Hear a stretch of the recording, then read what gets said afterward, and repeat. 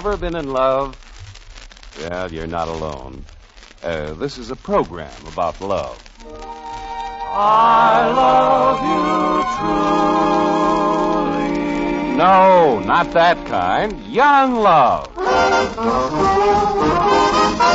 Truly, dear. Skidly-oop-de-bam. Welcome to a brand new radio program called Young Love, starring Janet Waldo and Jimmy Lydon with John Heaston, Jerry Hausner, the Judd Conlon choristers, and Wilbur Hatch and his orchestra. Truly, truly, truly, truly, truly, truly, oh, truly, dear.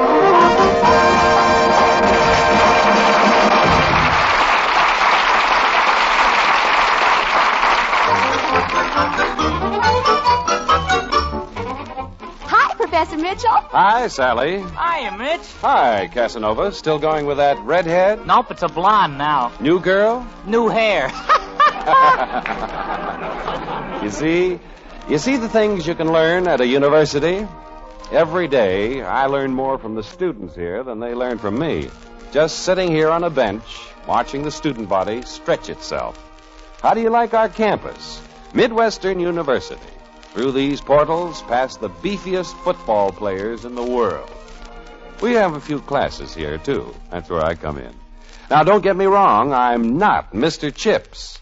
If anybody refers to me as that kindly, gray-haired, grand old man, I'll kick his teeth in. Hello, Professor Mitchell. Hello, half-pint.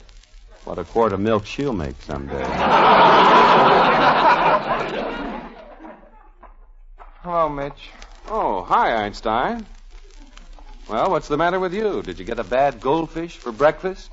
Well, I didn't eat any breakfast. I'm despondent. Did you flunk that astronomy midterm? Oh, sure. But my main trouble isn't astronomy. Well, you're no ball of fire in my journalism class either. But don't worry, I never flunk anybody. I can't stand the same faces 2 semesters in a row. Mitch, do you approve of marriage? As a part of the academic curriculum? No, as an institution. Well, some of my best friends were married, including my mother and father. Well, you've got to do it sooner or later, don't you? No. William the Conqueror never got married. Neither did James Buchanan. Well, I don't want to be James Buchanan. Mitch, how would you like to be in love with the most beautiful girl on the campus that everybody else on the campus is in love with, only you're in love with her more than everybody else on the campus is? And this is the same language Shakespeare used. Well, I've been going with Jan for 19 months and 3 weeks, and nothing's happened. If you aren't going forward, you're going backward. You could alternate. We're wasting so much time. A man's only young once. You still got your hair. Oh, Mitch, this is a crisis. Jan's been helping win Chakowitz with his Spanish, and I think she's beginning to enjoy it. Look, that dumb quarterback practically supports this university. Yeah, but you know what I heard her say to him? What? Hasta la vista. That just means goodbye. Yes, but does Win Chakowitz know that? Look, Win Chakowitz doesn't know anything. Mitch, what would you say if Jan and I... Well, if we went and did it? Did it? Got married. What would your folks say? Oh, we couldn't tell them. Well, what would Jan's folks say? Oh, we wouldn't tell them. What would the university officials say? Oh, we can't tell them. But what would you say? Oh, don't tell me. Do you think Jan and I'd be happy together? Well, she's beautiful, smart, got imagination. She helps me with my astronomy, too. That ought to give you heaven on earth. Marry her and you might even graduate. Oh, gee, Mitch, thanks. You've changed the course of my whole life. Now, wait a minute. Don't take me too literally, Einstein. I think you 2 kids are right for each other, and when the time comes to do something about it, you'll know it. But don't get married as if you were double parked. Oh, yeah, but what do you do if your ignition's on and your motor's getting overheated?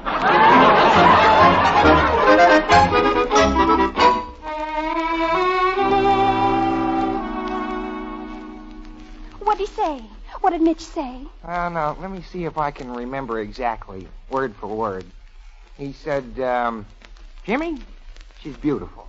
Got imagination, and if you don't marry her right away, you'll be bald. I don't believe Mitch said that. Well, I guess he said I hadn't lost my hair yet, but I might. What else?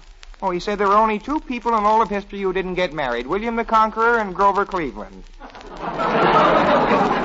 There were more than that. Well, not that anybody remembers. Jimmy, I think you only heard what you wanted to hear. Well, maybe.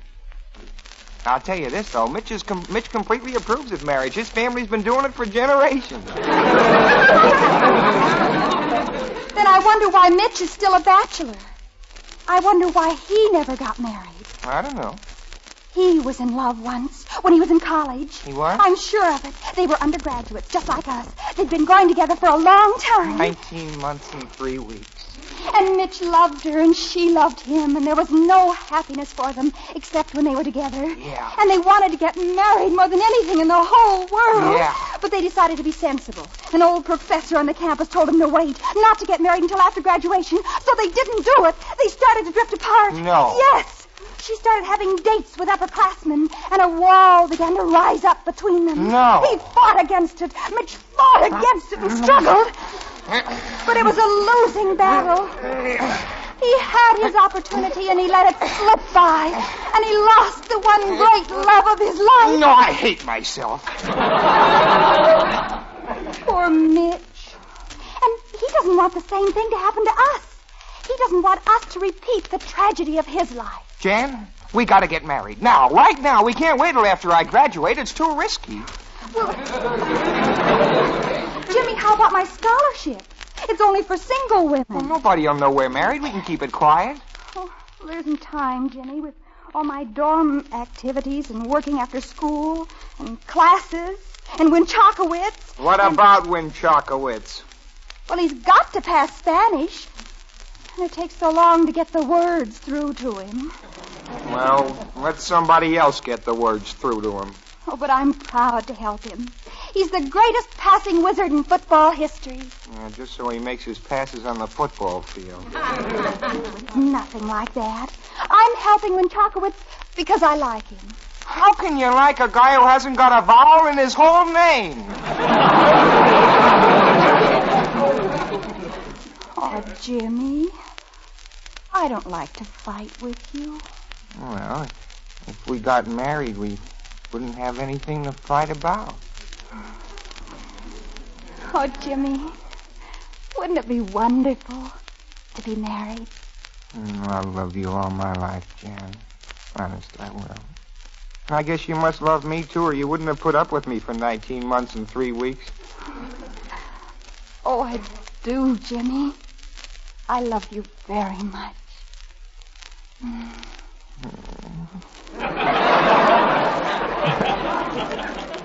Do you?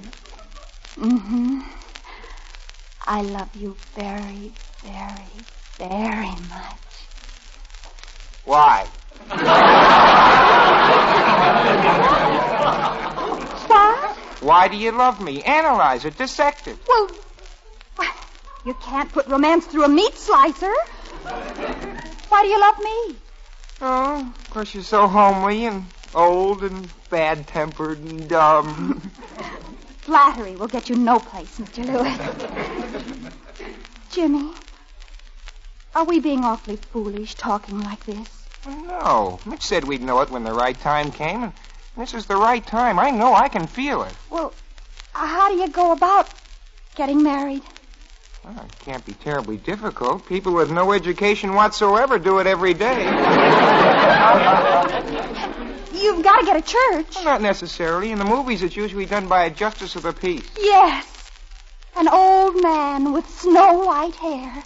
You wake him up in the middle of the night and he comes downstairs in his bathrobe. When will we do it? Well, I've got classes all day tomorrow, and I've got to work in the library in the evening. Yeah, Wednesday I got band practice. How about Thursday? Lab.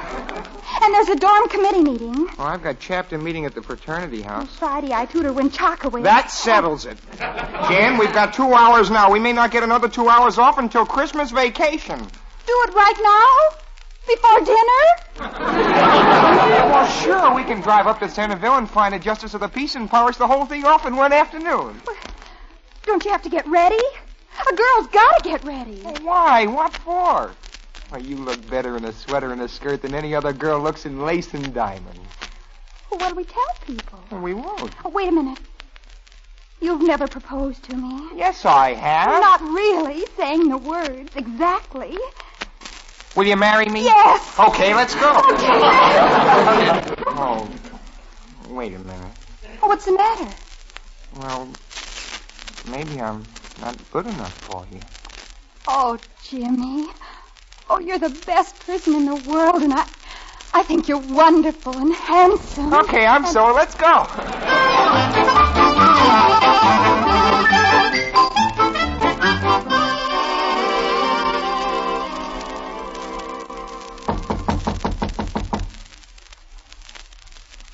Gee, I hope he's home. Maybe he doesn't marry people in the daytime. Hello. We want to see the Justice of the Peace. Can I help you? Is he home? I'm the Justice of the Peace. Oh. Well, what's the matter? Well, we expected somebody more, More grandfatherly. Well, come back in about 40 years. We can't wait. We want to get married. Oh, dear. What's the matter? Oh, gosh, I forgot. I've got to marry people, too, don't I? Confidentially, I'm a little new at this job. I just got elected. Never had to perform one of these things before. Well, come on in, kids. We'll take a whack at it. Okay. Oh, okay. Now, let me see. I've got a book on this someplace. Tells everything you have to do. Now, let me see. What did I do with it? Oh, here it is. Manual for Justices of the Peace. Now, let's see the index. Baptismal records, fishing licenses, horse registrations. That's not it. Guess not. Oh, here it is. Here it is. Civil wedding ceremony. Know all men by these presents that, you've got to stand up here, right here in front of me. Now, let's see. I've seen them do this in the movies. The girl is supposed to be on the it doesn't make any difference. Ready? Know all men by these presents that, what's your name? James E. Lewis, Jr. Janet Shaw. Uh-huh. I guess I'd better jot those names down someplace, huh? Janet Shaw. All right. Know all men by these presents that James E. Lewis, Jr. and Janet Shaw, having duly registered their intention to... Duly registered. I suppose I ought to see your license. License? Well, your marriage license. We thought you did all that. Oh, no, I don't do that. I don't think. No. You've got to get your license down at City Hall. Are they still open? Oh, you ought to be able to get down there before the office closes. Oh, now, let me see. Now, after you get the license, there's a waiting period of 48 days. 48 days? Oh, no. That's North Dakota. Oh, God. Well, what do you know? There isn't any waiting period in this state. Well, then after we get the license, we can come right back here and you can marry us. I suppose so. I'll be practicing up while you're gone. Bye. So long. How do you feel? Gee, I feel like we're doing something sort of drastic. Well, Jimmy, we don't have a place to live, and you don't have a job, and your folks are going to be furious, and so are mine, and I may lose my scholarship, and you may be expelled. Isn't that just like a woman getting all worried over nothing? What, do you realize, Jan, we're practically half married? Closer to an 8th or a 16th. But, Jimmy, it's wonderful to be even a 16th married to you.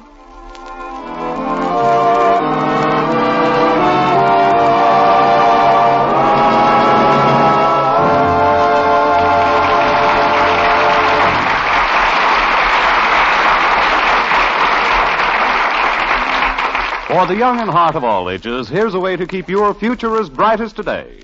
Make a promise to yourself right now to protect your future. The safest, surest way to protect that future is to invest in United States savings bonds. Yes, United States savings bonds are guaranteed safe. They can be lost, stolen, or destroyed, and your government will replace them without charge.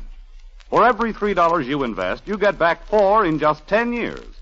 But most important, savings bonds are the convenient way to save, for they're automatic savings. Simply buy them on the payroll plan. If you're not on a payroll, then use the bond-a-month plan where you bank. Buy United States savings bonds today.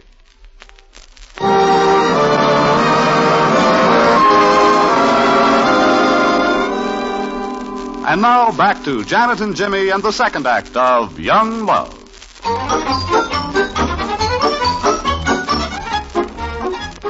Don't be 1/16th married. Be all married. Our City Hall offers a complete line of marriage licenses for both men and women. No wedlock is complete without one.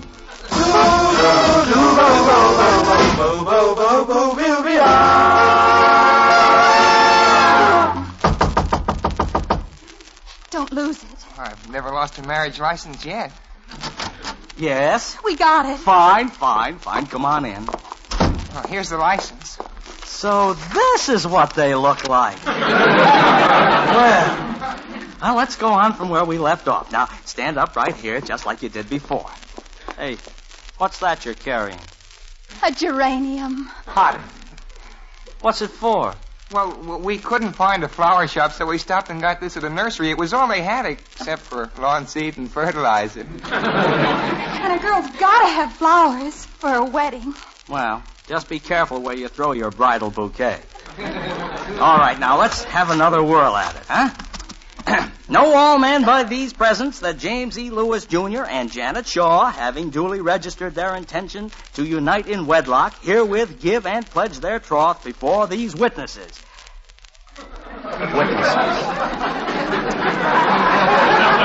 Oh, dear, we've stubbed our toe again. You're a witness. Oh, no, I don't think so. No, I'm the officiating civil authority. What? Well, in the movies, the justice of the peace always has his wife to be the witness. Yes. Have your wife come down the stairs in her bathrobe. It's 4:15 in the afternoon, and I'm not married.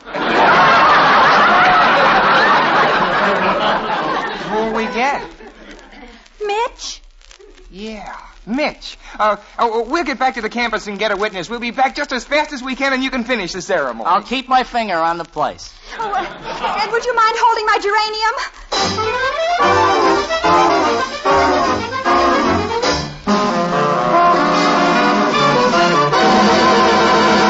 What? But, Mitch, who else would we ask to be the witness at our wedding? You see, we want you to share our happiness always, to be a part of our home. I'll be the only piece of furniture you've got. Look, kids, do you realize what you're getting into? You've got no place to live, no income of your own, no way to take on the responsibilities of marriage. Besides, Einstein, you're a sophomore and she's a junior. Well, I'm older. Yeah, but she's brighter. Why all this rush? Why do it now? Well, we had 2 hours. What would happen to this country if everybody who had 2 hours got married? Mitch, you can't talk us out of it. Jan and I love each other, and we're bound to get married sooner or later. And we just decided to do it sooner. We've got the license, and we need you to help us finish the job. If we don't go through with it, it'll be an awful disappointment to the justice of the peace. And we gotta hurry. The 2 hours are almost up. Kids, I think it's only fair to tell you that in marriage there are things that, well, I don't know exactly how to put it. After the ceremony's over, it's the usual custom. One of the main reasons for getting married is, well, the whole thing takes longer than 2 hours. Well, I suppose we can get somebody else for a witness. A complete stranger off the streets. Yeah. Are you bound and determined to do this? Nothing's gonna stop us. Nothing. All right. I'll be your witness. I'll be best man, head usher, maid of honor, and I'll give the bride away. Only heaven protect me if the Board of Governors ever finds out. Let's go.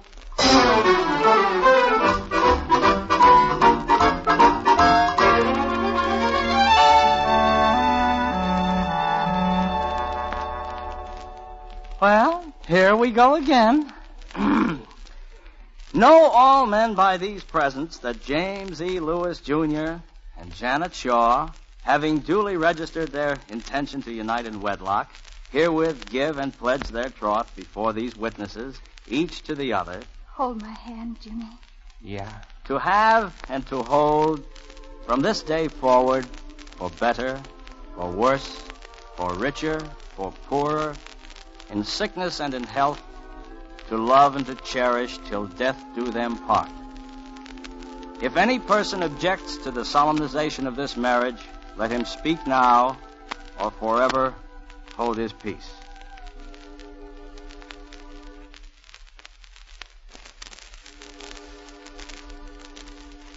Do you, James, take this woman to be your lawfully wedded wife? Yeah, I do. Do you, Janet, take this man to be your lawfully wedded husband? I do. I now pronounce you man and wife.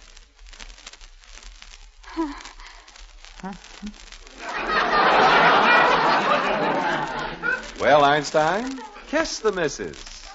Oh, gee.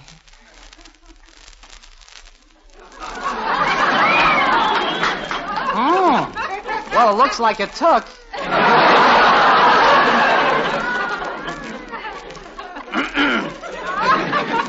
Well, pay the man and let's get going. Well, how much do you charge for a wedding? Well, I've always heard that the price was $2. But I think I ought to get something for overtime.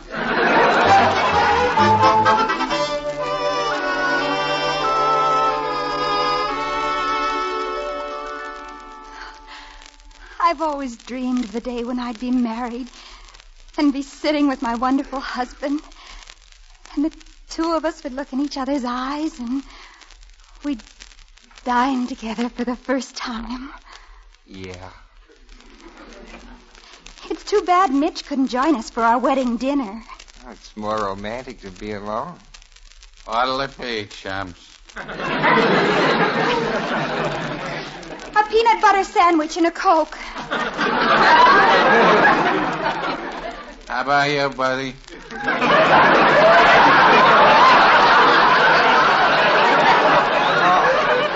I better have a hamburger and a Coke. Coming up.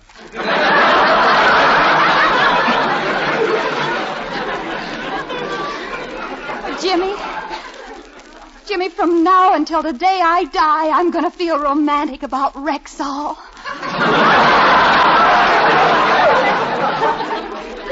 Are you happy, Mrs. Lewis? I'm the happiest Mrs. Lewis in the world. Oh, my gosh. Oh, what's the matter, Jimmy? I don't know if I've got enough to pay for this. Between the license and the justice of the peace, I've spent almost all my allowance. Here, let's see. 75, 89 cents. Jimmy, put away your money. It's the bride's responsibility to pay for the wedding dinner. Then I'm going to buy you something, a wedding gift. Oh, no, Jimmy. What do you want? Some perfume, jewelry, diamonds? I've got everything I want. Oh. And what is? Over there. Between the toothbrushes and the bathing caps. The teddy bear? Doesn't he look cute? All white and soft with a ribbon around his neck. And his eyes look sort of mad. He's a real toughie. He looks like he's going to haul off and sock somebody. Hey, excuse me. Well, Jimmy, where are you going? I'll be right back. Miss. Yes? Miss, how much is this? The teddy bear, I believe it's 89 cents, including the tax. Oh, I happen to have the exact change. Oh, don't bother to wrap him up. I'll take him just like that. I'd like to have you meet my wife. Mrs. Lewis, may I present Tuffy? Hello, Mr. Tuffy. Oh, he's wonderful. Jimmy, how much did he cost? Oh, take him. With all my worldly goods, I thee endow. Oh, Tuffy, you're going to be our household god. Except you're going to have to wait a while before we get a household. Does Tuffy want a Coke?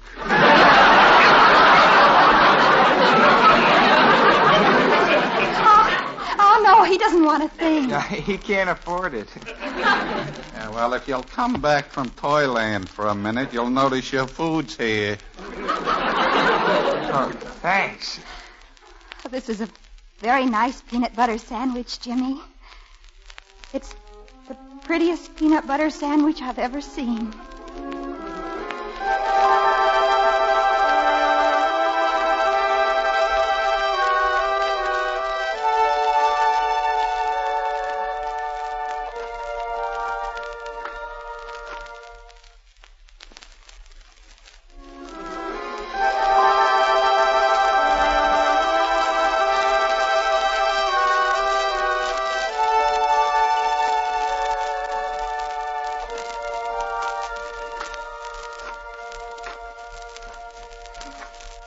It's a beautiful night. Yeah. Look at all the stars. Yeah? That's Arcturus. I'm glad.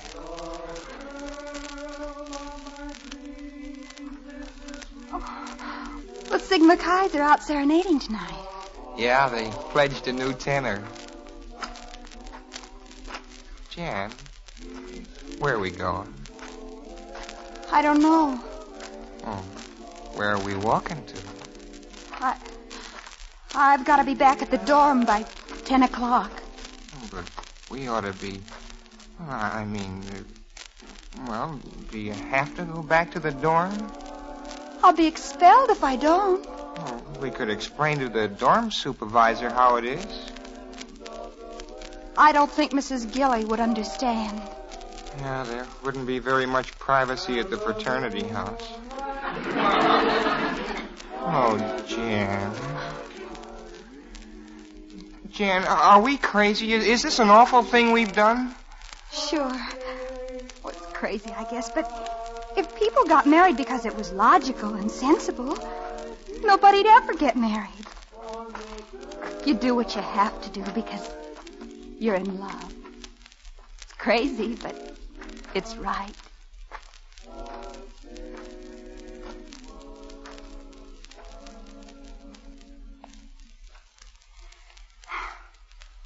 Well, here's the dorm. Do you have to go in? It's almost 10. Jimmy, you take Telfie. Oh, no, I can't. You don't like him. Oh, sure I do, honey, but I'm afraid the guys at the fraternity house might not understand. You stay with her, Tuffy. Watch over her and take care of her. And if she gets lonely, tell her I love her. Good night, Jimmy. Good night, Mrs. Lewis.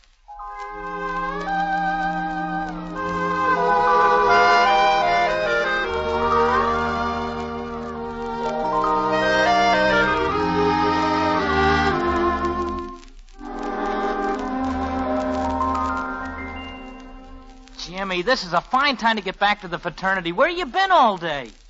Oh, around. Hey, you look sick. Anything happen? No, not a thing. Oh, we've been looking all over for you. You got a long-distance phone call from Cleveland. Operator 13. Oh, I'll take care of it right away. Where you going? Call operator 13. From a stall shower? I guess I wasn't thinking. Einstein, pull yourself together. I think it's your old man. Hey, you're not in trouble, are you, Jim? Not yet, but I can feel it coming. Long distance. Operator 13. This is operator 13. Well, do you have a call from Cleveland for Jimmy Lewis? WH on the line. I'll put you right through. Oh, I'd feel better if it weren't operator 13. Boy, you look terrible. I've aged. Since lunch? Ready with your party. Hello, James. Oh, hi, Dad. Hey, son, I've got a surprise for you. Daughter of one of my clients coming down to your school for the weekend. I want you to show her a fine time. Dad. You take her out. Paint the town. I'll pay for it. Dad, It's very important to me. A big client. You'll like the girl, too. Got nice teeth. Well, is that all? Yeah, her name's Redable. Esther Redable. She's getting in tonight. Well, Dad, I can't do it. I'm not going with girls. What? mean I'm only going with one girl? Yeah, that's right. Esther Radiball. Get right over to the station and meet her. The Buckeye Limited. Not tonight, Dad. Any night but tonight. Well, what's wrong, boy? Why not? Well, Dad, I've got something awful important to tell you. I hope you and Mom won't be mad at me. Well, what is it? Well, Dad, I'm... Yes? I'm... Well, what? I'm on my way to meet Esther Radiball.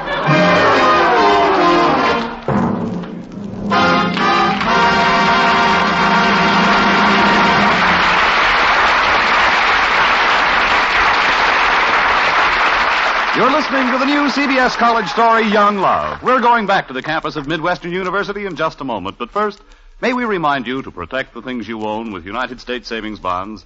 Savings bonds are automatic savings, guaranteed savings. Join the part payment payroll saving plan where you work. Or if you are self-employed, use the automatic bond-a-month plan at your bank. If you can't participate in a regular plan, buy an extra bond now at any bank or post office. Save with safety. If your bonds are lost, stolen, or destroyed, they're replaced without charge. So don't delay. Your own future, your country's future, can't wait. Buy United States savings bonds. And now back to Midwestern University.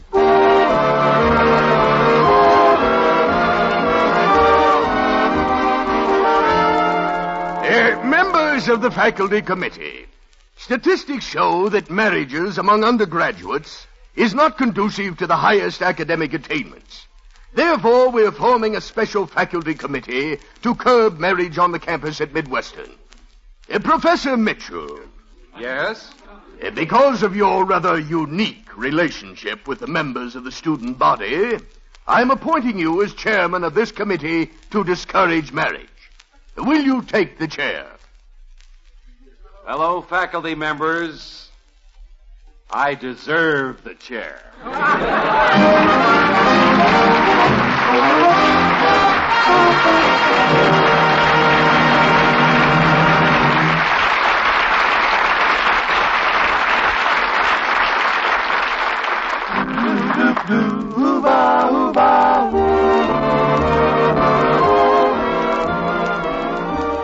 You'll hear Young Love, the new CBS college story, every week at this time, starring Jimmy Lydon and Janet Waldo, with John Heaston, Gil Stratton Jr., Jerry Hausner, Frank Nelson, Gloria Holliday, and Ed Max. The Judd Conlon choristers and the music of Elliot Daniel, conducted by Wilbur Hatch. Young Love is written and directed by Lawrence and Lee. This is CBS, the Columbia Broadcasting System.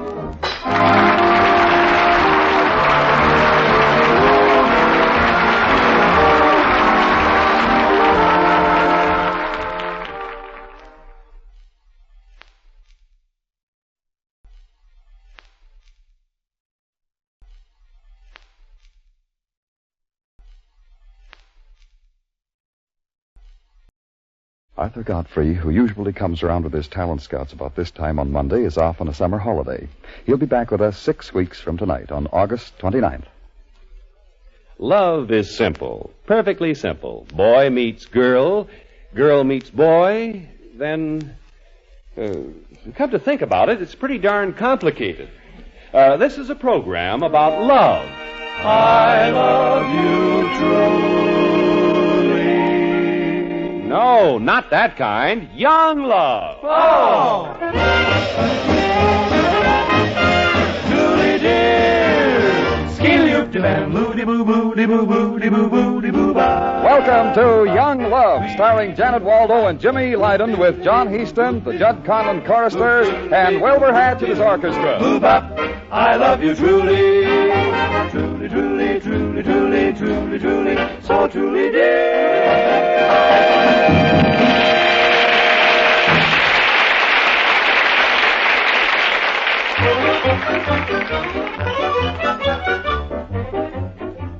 Hi, Mitch. Hi, Jan. How's your love life? Don't tell anybody, but I'm still married to the same fella. After 2 whole weeks? It could never happen in Hollywood. See you later. Bye, Jan. Oh, hello, Professor Mitchell. Hello, Dreamboat.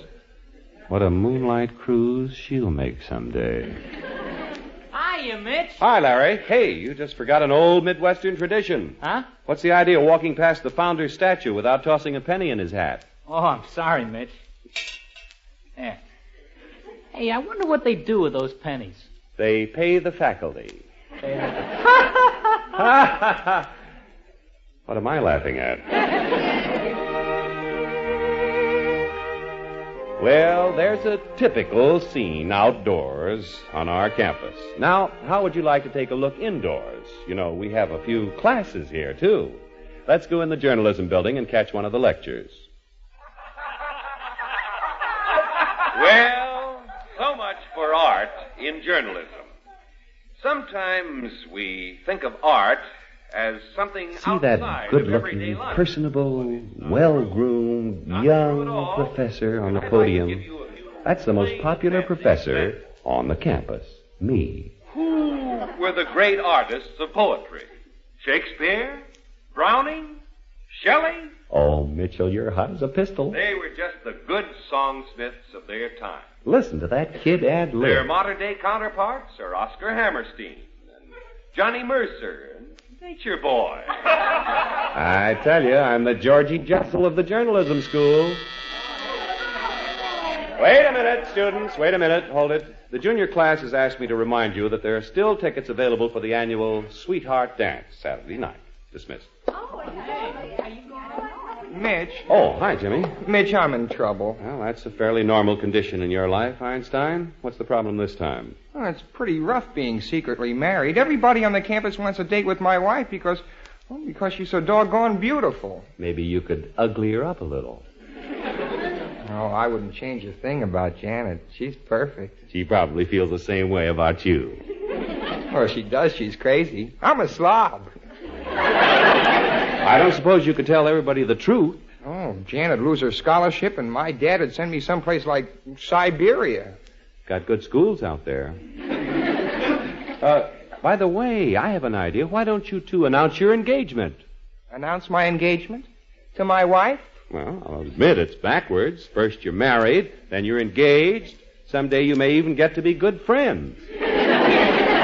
Hey, we could announce it at the Sweetheart Dance. Sure. That way you could let the whole student body know that she's took. Only nobody will know exactly how took she is.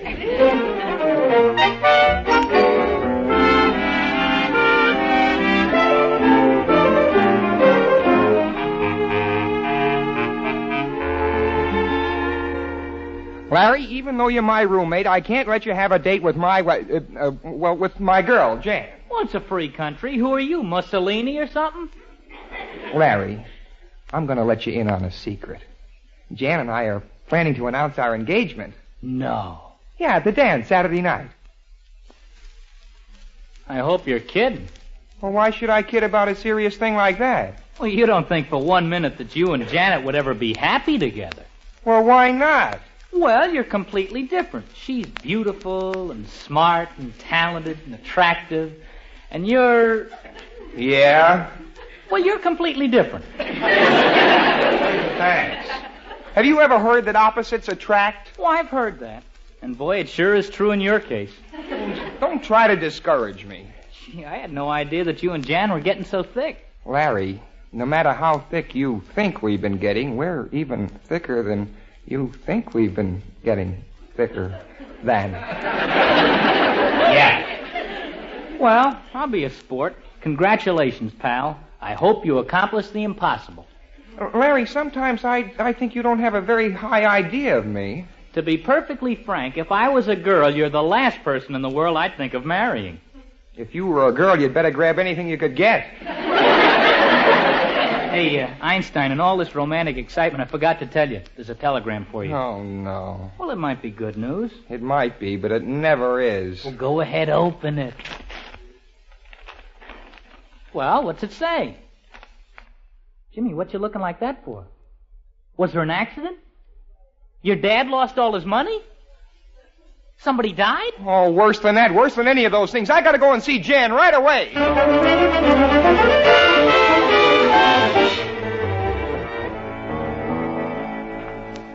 Jan, I've got some news for you. I beat you to it. I just bumped into Mitch and he told me all about it. Yeah. Oh, I think it's a sweet, wonderful idea to announce our engagement. I'm almost as excited as when we got married. Jan, that isn't exactly the news I was going to tell you. And I think it's just darling to announce it at the sweetheart dance. Jan, you're going to hate me.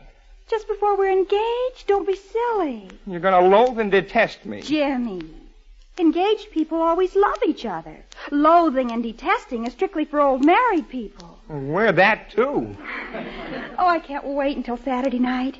The engagement ceremony is always so touching and picturesque. Yes, The candlelight and the serenading, and the way they put the veil of invisibility and the cloak of mystery on the girl, and the pinning ceremony, and the way every guy at the dance gets to waltz once around the floor with the engagee. Honey. I'll be the happiest engagee in the world Saturday night. Honey, even before we get engaged, we've got to get disengaged. Why? Oh, look at this telegram I just got from my dad. Postponed trip of daughter of important client finally all set. Esther Radabaugh arriving there Saturday on Buckeye Limited. Take her to dance and show her a bully time. Jimmy, this is awful. Pretend you're sick. Finish reading the telegram. And don't pretend you're sick like you did last time. Love, Dad. How can he sign a telegram like that? Love, Dad.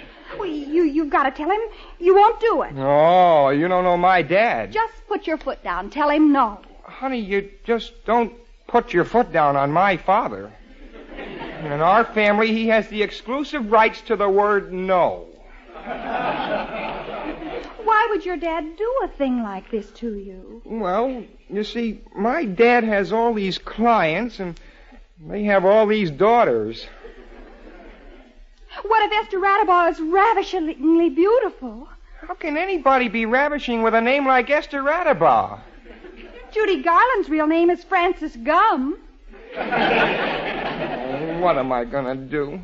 Is there an easy way to break a leg? I guess you'll just have to go to the sweetheart dance with Esther Radabaugh.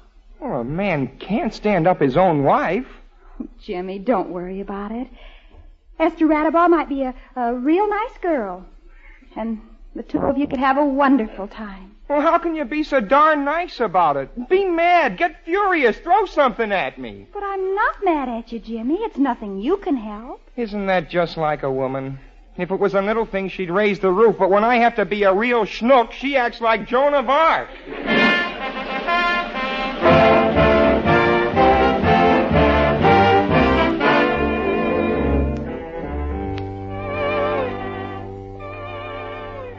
Sit down, Larry. Mitch, I know why you've called me into your office. It was that essay I turned in. Which essay? Oh, that essay. I know you're going to say I didn't write it.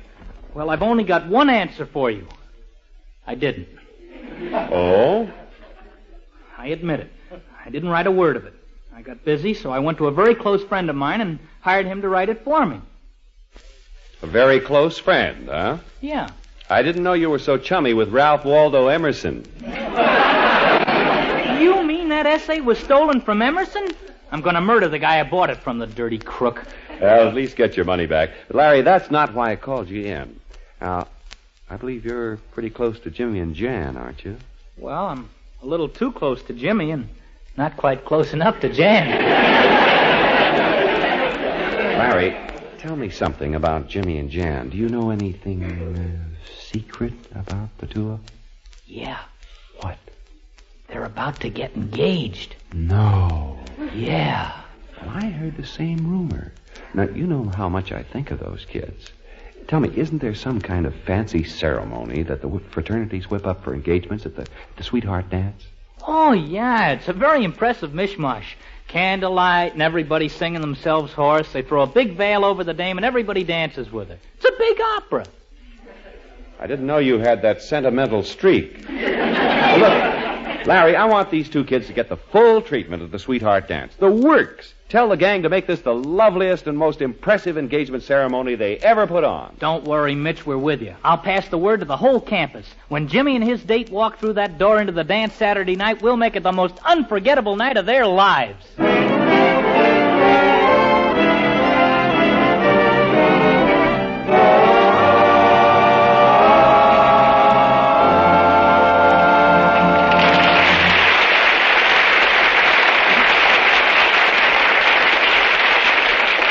Maniacs of Young Love, here's a young type suggestion. For fun in the daylight hours, there's a lot of it here each weekday, Monday through Friday.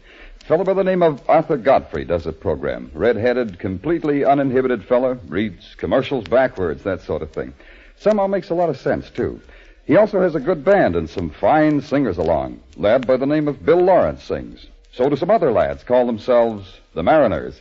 Godfrey's show breezes along for 75 minutes every day on most of these CBS stations. It's better than air conditioning.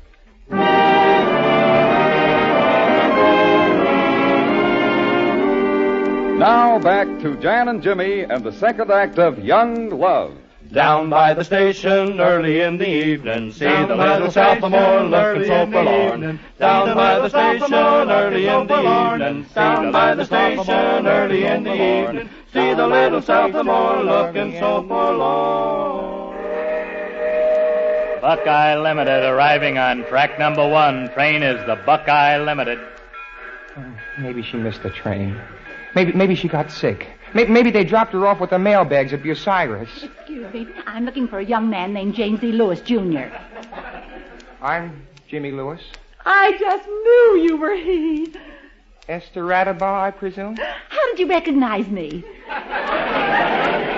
My father told me you had nice teeth. They're my outstanding feature.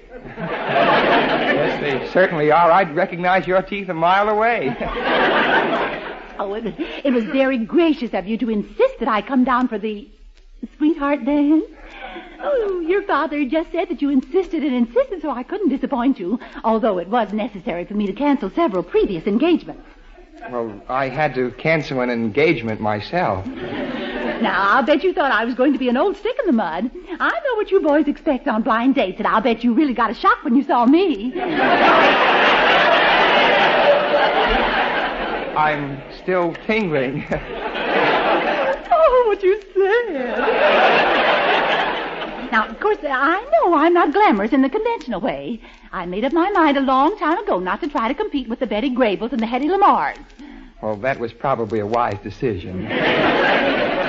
You know, James, your father and my father are such good friends that I have a sneaking suspicion you and I are going to get along like two peas in a pod. I hope it's a very large pod.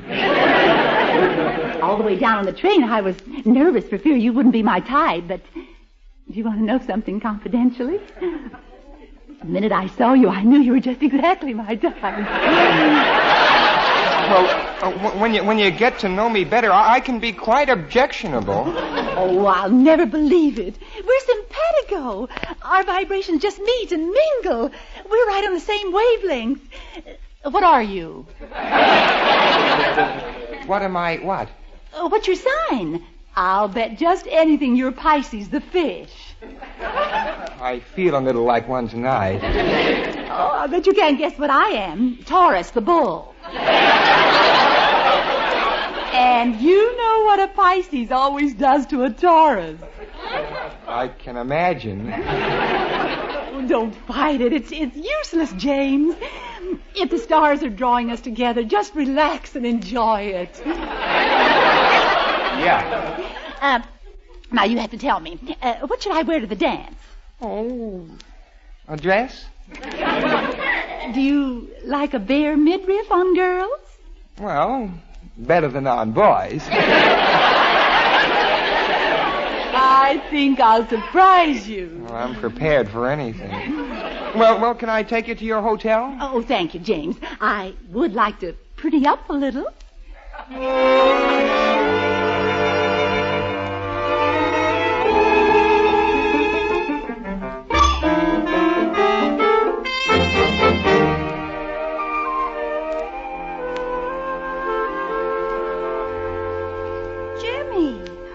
At the dorm, I thought you'd be with Esther Radabaugh. Oh, she's prettying up at the Eagle House. Is she a nice girl? Well, she's a girl. Oh, Jan, I feel like Benedict Arnold. It's not you, Jimmy. It's your father. Well, if I was my father and he was me and he was secretly married to you and I sent her down for him to take out instead of you, well, I'll bet he wouldn't do it for me. To you. With her. I understand. Well, you one up on me. I don't have the slightest idea what I'm talking about. Jimmy, look, I don't mind not going to that old dance. Of course, the engagement ceremony would have been sort of fun, but we can do it next year. Besides, I have a lot of assignments to catch up on, and I've got to clean out my closet, and I've got Tuffy. What kind of a husband am I? Leaving my wife with a teddy bear on the night of the sweetheart dance. I won't have you insult Tuffy. He's the only teddy bear my husband ever gave me.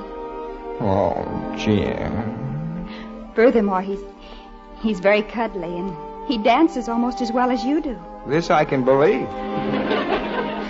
Oh, Jimmy, I don't want you to feel sorry for me, not for 1 minute. Of course, I'd like to be with you tonight, but it just can't be helped. Besides, Esther Radabaugh only has you for 3 hours, and I've got you for all my life. Jan, I'll have a lousy time. Don't have a lousy time. But if you like Esther Radabaugh better than me, I'll be mad. If I liked Esther Radabaugh better than you, I'd be off my rocker.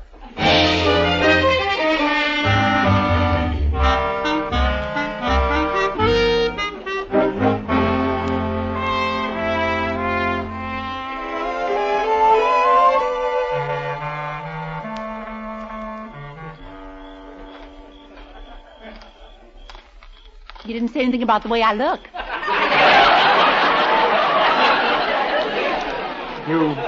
You look very pretty, Esther. Do you really think so? Really? Oh, yeah, sure. It's my opinion that true beauty is hidden deep on the inside of a person. Well, it's nice to have a little sneak out. I bet you planned this so we'd have this long walk across the campus by ourselves. In the dark. Esther, I want to be frank with you. I like you best in the dark. Oh, you romantic. Oh, that's the gym where the music's coming from. Is it a name band? Well, quite a few people have heard of Freddie Schwartz. He's pretty big in Central Ohio. Freddie Schwartz? Hey, you know, everybody cavorts with Freddie Schwartz. Oh, I think I've heard of him. Oh, listen to what they're playing. Some enchanted evening you may meet a stranger. Oh, do you know who I am? I'm your stranger.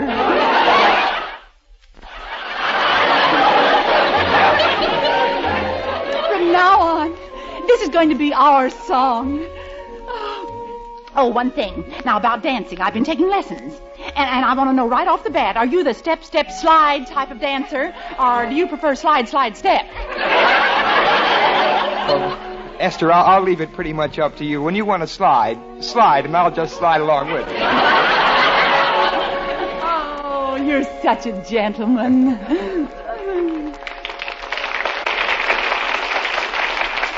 Well, we may as well go in. Oh, before we do, while we're still out here in the dark, I wonder if you don't feel an overpowering urge to say something to me, like 3 little words? What I have an urge to say to you, Esther, is better left unsaid. Well, I want you to know, I'm not going to play cat and mouse with you. A long time ago, I made up my mind that if ever a man said to me, I love you, I'd follow that man to the ends of the earth. I'm just that loyal. I can believe it. Loyalty sticks out all over you. Hey, is that you, Jimmy? Yeah. They're here. Lights out, everybody. Ow! What are you doing to me? It's only the cloak of mystery and the veil of invisibility. Now, wait a minute. Larry. Don't worry about a thing, Jim. The whole campus is here to help you celebrate your engagement. Engagement? Oh! Light up your candles, everybody. Jimmy, we're going to make sure this is one romance that lasts. Larry. We're going to see to it that you two sweethearts really stick. Okay, gang, serenade. Oh, Larry, you don't know what you're doing. Shut up, you dope. You're lousing up the whole ceremony. Oh, listen, everybody. I have a very important announcement to make. I could just cry. Now, where's your sentiment? You don't make the announcement anyway. That's for the president of the Women's Panhellenic Society. Go ahead, Doris. Oh, fellow Panhellenes, it is most appropriate at this sweetheart dance that we joyfully reenact the ceremony of betrothal. Madam President, the friendships made beneath the hallowed elms and ivy of our beloved alma mater are cherished through the years and often blossom into sentiments even more abiding and fruitful. I would like to say that... How about a little reverence? James Lewis, these flowers are for the girl beneath the veil, whose identity is known only to you. Roses for remembrance, lilies for love, forget-me-nots for loyalty. Loyalty? Now, old friend, as part of the official ceremony of betrothal, we ask but one boon. Larry, Each of us desires one waltz around the floor with your chosen one, before you claim her forever as your partner in the dance of life. Waltz? That's step, step, slide, isn't it? Fellow students, I'd like to explain that...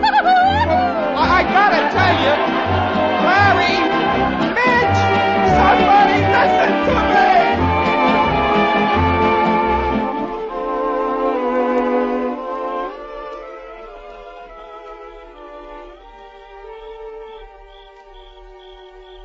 Oh, wish I was inside there, watching that ceremony.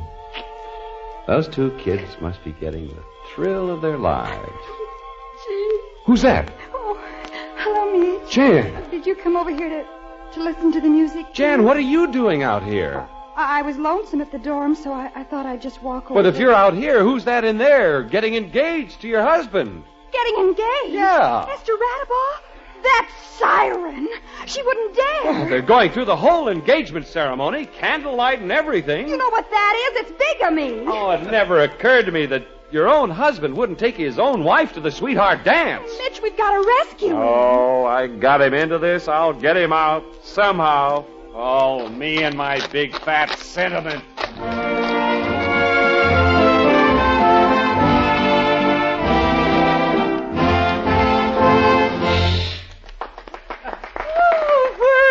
Whirling. Oh, my. Waltzing makes me so giddy. Now, fellow students, the climax of the engagement ceremony, the pinning and the unveiling of the girl. Stop! Who is that? This can't go on. I refuse to let this engagement ceremony continue. Mitch! What happened? Why not? Well, I love this girl. Mitch, you're a pal. You love me? Passionately. Take this veil. I'll follow you to the ends of the earth. Oh, no!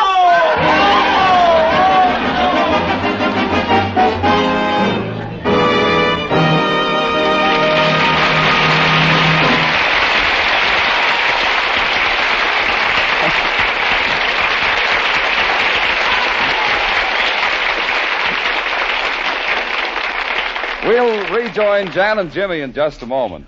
Abe Burrows, known as the Hairless Hildegard, will have the lovely Hildegard herself on his Breakfast with Burrows program tonight. Abe gets up so late he has to have breakfast at night, but with Hildegard as a guest.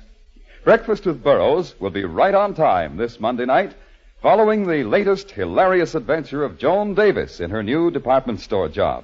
Breakfast with Burrows and Leave It to Joan Davis, of course, are Monday night features on most of these same CBS stations, while Lux Radio Theater is on a summer vacation. Leave It to Joan follows in a few moments over most of these stations. Now, back to the campus of Midwestern University.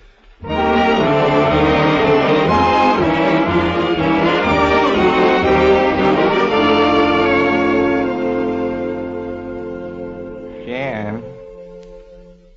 Honey. Oh, say something. Speak to me. Don't keep looking at me with that icy stare. Esther Radabaugh.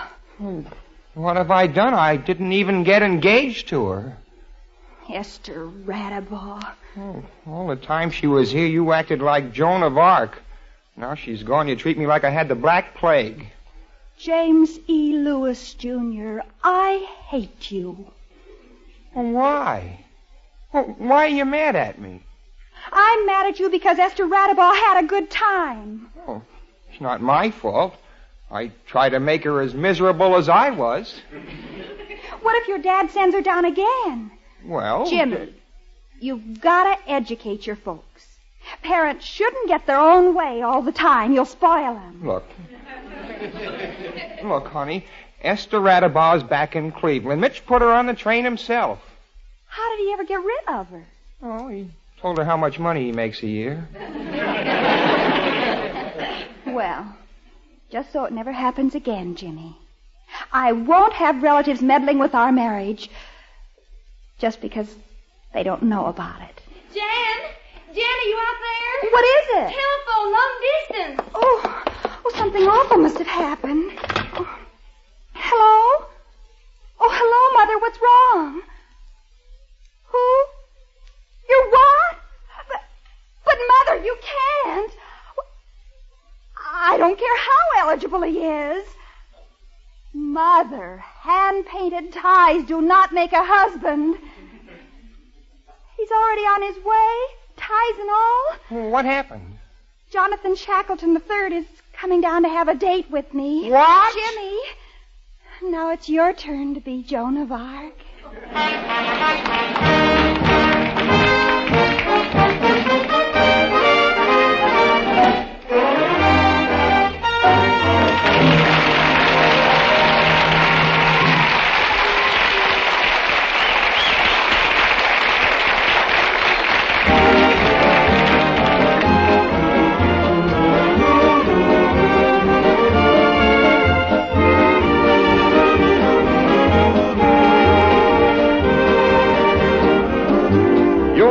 Young Love, the new CBS college story every week at this time, starring Jimmy Lydon and Janet Waldo, with John Heaston, Gil Stratton Jr., Elvia Ullman, Doris Singleton, your announcer Larry Thor, and the Judd Conlon choristers, the music of Elliot Daniels, conducted by Wilbur Hatch. Young Love is written and directed by Lawrence and Lee.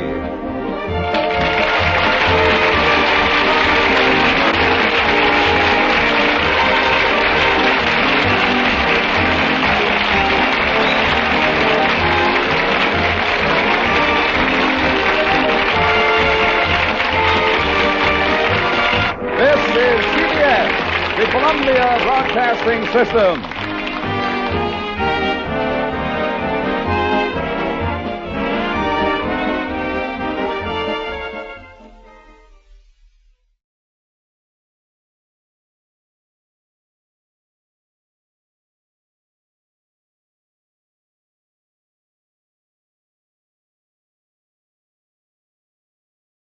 Arthur Godfrey, who usually comes around to his talent scouts about this time on Monday, is off on a summer holiday. He'll be back with us 4 weeks from tonight on August 29th. Jimmy, do you think we'll be able to make our marriage work? Well, somebody better work in this family. We're broke. That's Janet and Jimmy, a very unusual married couple. They're in love. I love you truly. Not quite so long hair, boys. This is Young Love. Oh. Truly, dear. Welcome to the new college story, Young Love, starring Janet Waldo and Jimmy Lydon, with John Heaston, the Judd Conlon choristers, and Wilbur Hatch and his orchestra. I love you truly, truly, truly, truly, truly, truly, truly, so truly, dear.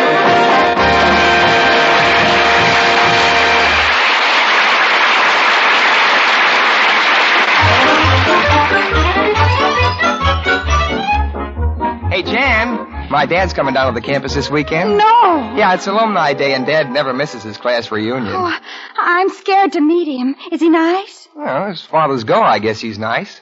My mother likes him. When does he get here? Well, his letter says Flight 29 Saturday morning. Let's see his handwriting. Oh. Well, what's the matter? Your father makes O's just like Mussolini. Huh? Look, his O's lean backwards. And I read in a magazine once that Mussolini made his O's that way. Yeah. Hi, Jan, Jimmy. What you studying so hard? Oh, hi, Professor Mitchell. Hi, Mitch. We're analyzing my father's O's. Oh, I should have known you wouldn't be concentrating that hard on a journalism assignment. Mitch, I've got to meet my father-in-law this weekend, and how does a daughter-in-law act toward a father-in-law who doesn't know she's his daughter-in-law? I don't know. It's been so long since I was a daughter-in-law. Well, keeping our marriage a secret is a DGTP. What's that, a new insecticide? Mitch, you aren't up on the campus slang. A DGTP is a doggone tough proposition. Oh, excuse me. Guess I'm old-fashioned. I still talk in words. Someday I'll have to take a course in this new jet-propelled grammar. Mitch, you and Janet and I are the only people who know we're married. Now, how about the Justice of the Peace who tied the knot? Oh, he doesn't count. We'll never see him again. Look, kids, suppose you told everybody you were married. Would the world come to an end? Yep. I'd lose my scholarship. It's only for single women. I'd have to leave school. Hey, my dad would blow a gasket. He's very strict. He makes O's like Mussolini. Hey, I've got an idea. Jan, why don't you invite your dad down this weekend, too? My dad? Sure. You get both of your father-in-laws together on campus, see that they get to know each other, and maybe they'll be real buddies and pals. Yeah, then we could spring it on him, maybe. Who knows? Might do the trick. I'll write Daddy today. Oh, Mitch, thanks for a swell idea. Didn't you know all along I was a VCTP? VCTP? Very clever type professor.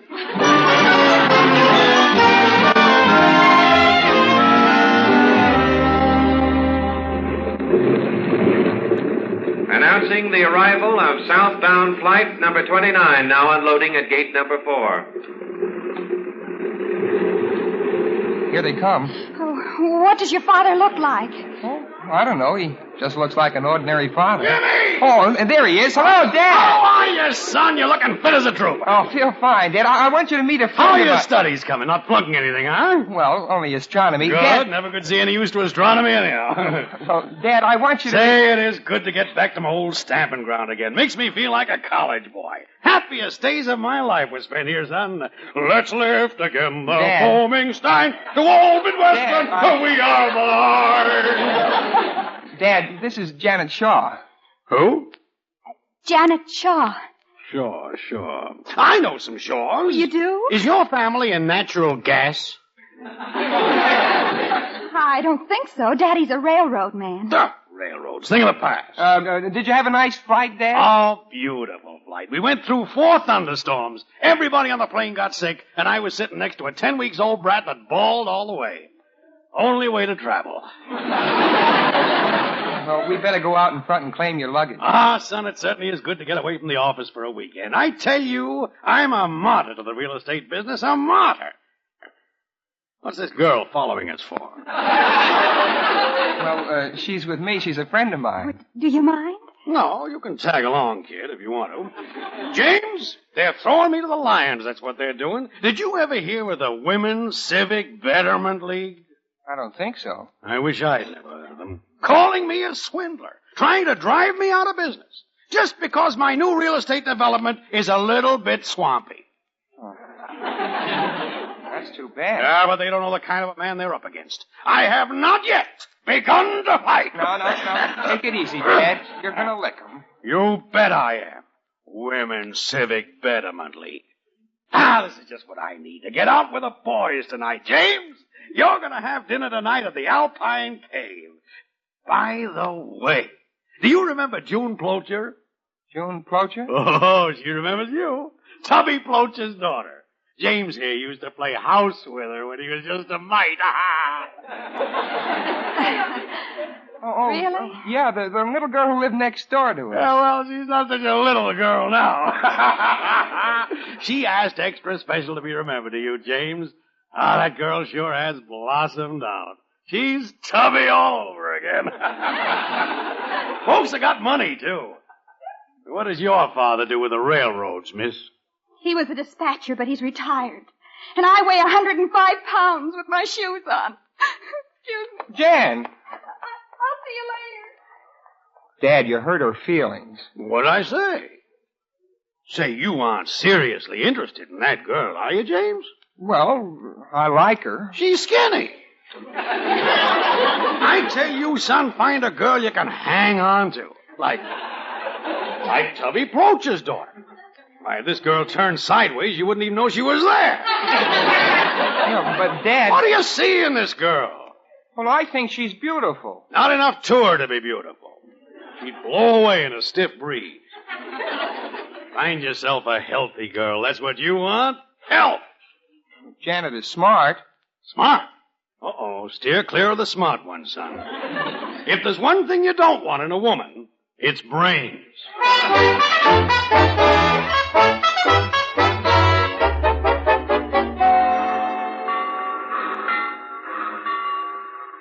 Are you sure your dad will be on this train? Well, I think so. The folks only got my letter yesterday, so there wasn't time for him to write back. Well, what's your dad like? He's nothing like your father. My dad is a gentleman. Oh, well, you'll like my father when you get to know him. We'll have dinner tonight at the Alpine Cave. It's a real man's place, and your dad and my dad will get on fine. Oh, Mother! Mother? Oh, my darling little Janet, how are you, baby? It's so good to see you, and I'm so surprised. I'll just bet you are. What happened to Dad? He's not sick. Oh, no, he had a lodge meeting tonight, and he just couldn't miss it. But I said to myself, we aren't going to disappoint our Janet. I'm going to come instead. Oh, Mother, I'm so glad you did. Who's this? Mom, this is somebody I want you to meet. I'll just bet this is the young man I've been hearing so much about. You don't have to introduce us. I feel as if I already know you. You do? I'm glad to meet you, Mr. Winchokovich. My name is James E. Lewis, Jr. Oh, well, I'm glad to meet any of Janet's friends. My, you're looking fine, dear. I believe you've put on a little weight. I hope so. Oh, well, you can carry it. But you don't want to get too fleshy, dear. Remember, the lean rats bury the fat ones. May I carry your bag, Mrs. Shaw? Why, thank you, Mr. Loomis. Lewis, Mother. His name is Lewis. Well, I should be able to remember that. It's such a common name. Would you like to freshen up a little bit before we go over to the campus? No, but I am tired from that train trip, and I wonder, could we stop and get a little, pick-me-up? Could we? Would you like something to drink, Mr. Lewis? Sure, there's a place right near the station. Oh, I just know I'd feel better once I get a good stiff drink inside of me. Mother! Oh, I'm not going to have it with any lemon or sugar or cream. I'm going to take my tea straight.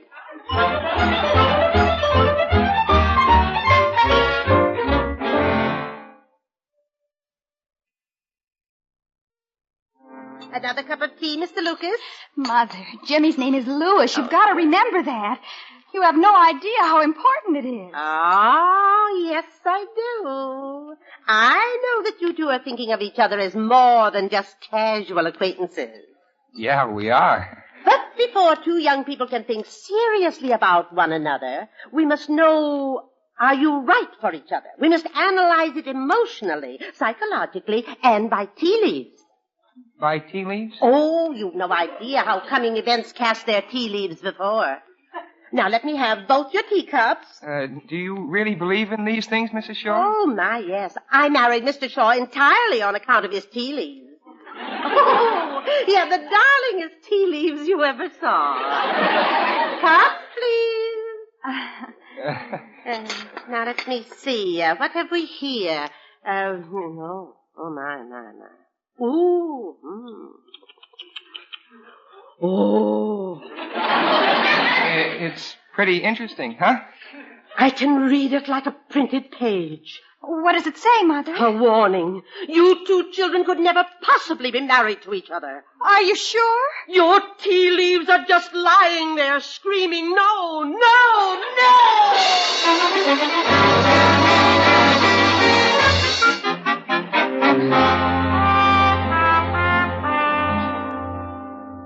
Jan, I've got a very strong feeling we've made a mistake. So have I, Jimmy. I'm afraid of what's going to happen when we bring your dad and my mother together at dinner tonight. I feel like that time in chemistry lab when I mixed sodium hyposulfite with nitric acid. What happened? Don't do it. Your dad's like a bull in a china shop. Well, I wouldn't go bragging about your mother and her tea leaves. Oh, she's not going to like the Alpine Cave, I can tell you that right now. Hello. Hello. Hello. Yeah, I've been looking all over for you.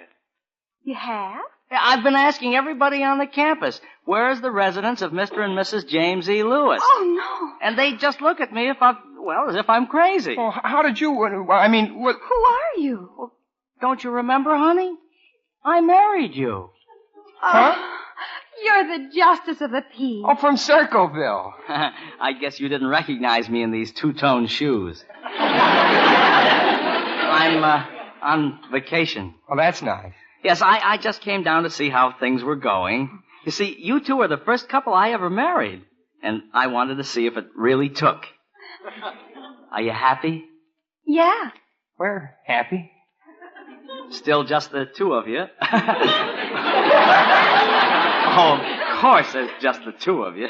After 4 weeks, I just wasn't thinking. It's silly, isn't it? Doesn't happen that fast with grasshoppers. It was nice of you to look us up. Well, you know how I feel about you two? I feel, like a shopkeeper who just went into business and wants to make sure his first sale went over with a smash. You know, satisfied customers. Oh, we're very satisfied with your work. You like the way I tied the knot? You have no idea the kind of knot you tied. Well, I'm glad you got your $2 worth. Well, what are we going to do to celebrate? Celebrate? Well, you see, our parents are in town. Oh, both your parents? No, one each. Oh, your father and his mother? No. Oh, your mother and her father? No. My mother and his father. Oh, well, never mind. I'll get it straightened out at dinner. Dinner? You see, Jimmy's dad wants to eat at the Alpine Cave. The Alpine Cave? Oh, I know just where that is. I'll meet you there. Well, I'm not sure that we can. No, I know exactly what you're trying to say. Now, I realize that a couple of newlyweds still in college don't have much money to throw around. Yeah, and just between you and me, a justice of the peace isn't exactly a Texas oil man. So this dinner is going to be Dutch. Oh, but you don't understand. No, I won't have it any other way. Dutch. When we have dinner tonight, it's going to be every man for himself. Oh, brother.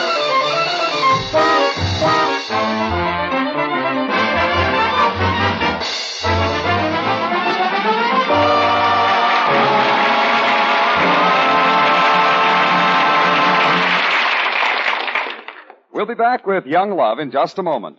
Basil Rathbone, a CBS star in his own right, pays a visit to Take Breakfast with Burroughs later this evening on most of these CBS stations.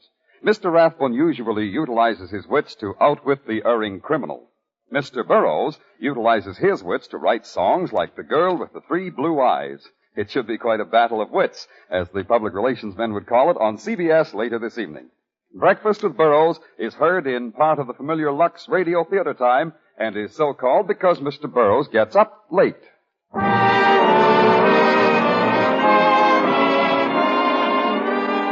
Now back to Jimmy and Jan and the second act of Young Love. You and me, a little brown duck, don't I love thee? You and me, little brown duck, don't I love thee? This is the music you'll hear any night of the week at the Alpine Cave.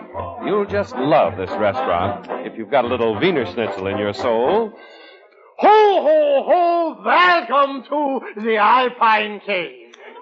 That guy with a feather in his cap and the knee pants is Hans Kobelmeister, jolly host and proprietor of the Alpine Cave. Ho, ho, ho! I am Hans Kobelmeister, jolly host and proprietor of the Alpine Cave. I already said that. The Alpine Cave is a little slice of old Switzerland in central Ohio. The Alpine Cave is a little slice of old Switzerland in central Ohio. All right, you tell it. I'm tired. Ladies and gentlemen, I hope you have enjoyed the singing and dancing of my Bavarian bell ringer. Remember, Everybody loves everybody when you are guest of Hans Grobelmeister, jolly host and proprietor of the Alpine Cave. Ho, ho, ho. Just follow me right on down the steps. Come on, James. Well, Hans, how are you, Hans, you old son of a gun? Welcome to the Alpine Cave. I'll bet you're holding the best table in the house, Hans, for an old pal, huh? How many, please? Just the two of us. Well, Dad... This is my son, Hans. Chip off the old block. Dad, Jan's meeting is here. Oh, we gotta feed her? Well, I'll be a sport. Make that a table for three, Hans. Well, Dad... Well? Jan's bringing somebody. Another girl? A girl for your old dad? Well, aren't you the fixer, boy? She's not exactly a girl. She's married. Say, you going out with married women these days? Could be. Hello, Jimmy. I'm sorry we're late. Oh, hi, Jan. Mr. Lewis, I want you to meet my mother. Mother. Ah. How do you do? Mrs. Shaw, this is my father. How do you do? Oh, what a dreadful place. I'm sure they don't wash their letters. Would you like to sit down, or shall I serve you here in the doorway? Yours to a table, Hans, old pal. Ah, there we are. This is fine. Hello. Hello. I hope you haven't ordered yet. No. Oh, good. Then I haven't kept you waiting. Who is this guy? Well, I'm sure I don't know. I never saw him before in my life. Folks, I guess we should explain Now, that, don't you bother yourself with introductions. Let me guess. That's Mr. Shaw, and that's Mrs. Lewis. I'm Mr. Lewis. I'm Mrs. Shaw. I'm Sam. Sam.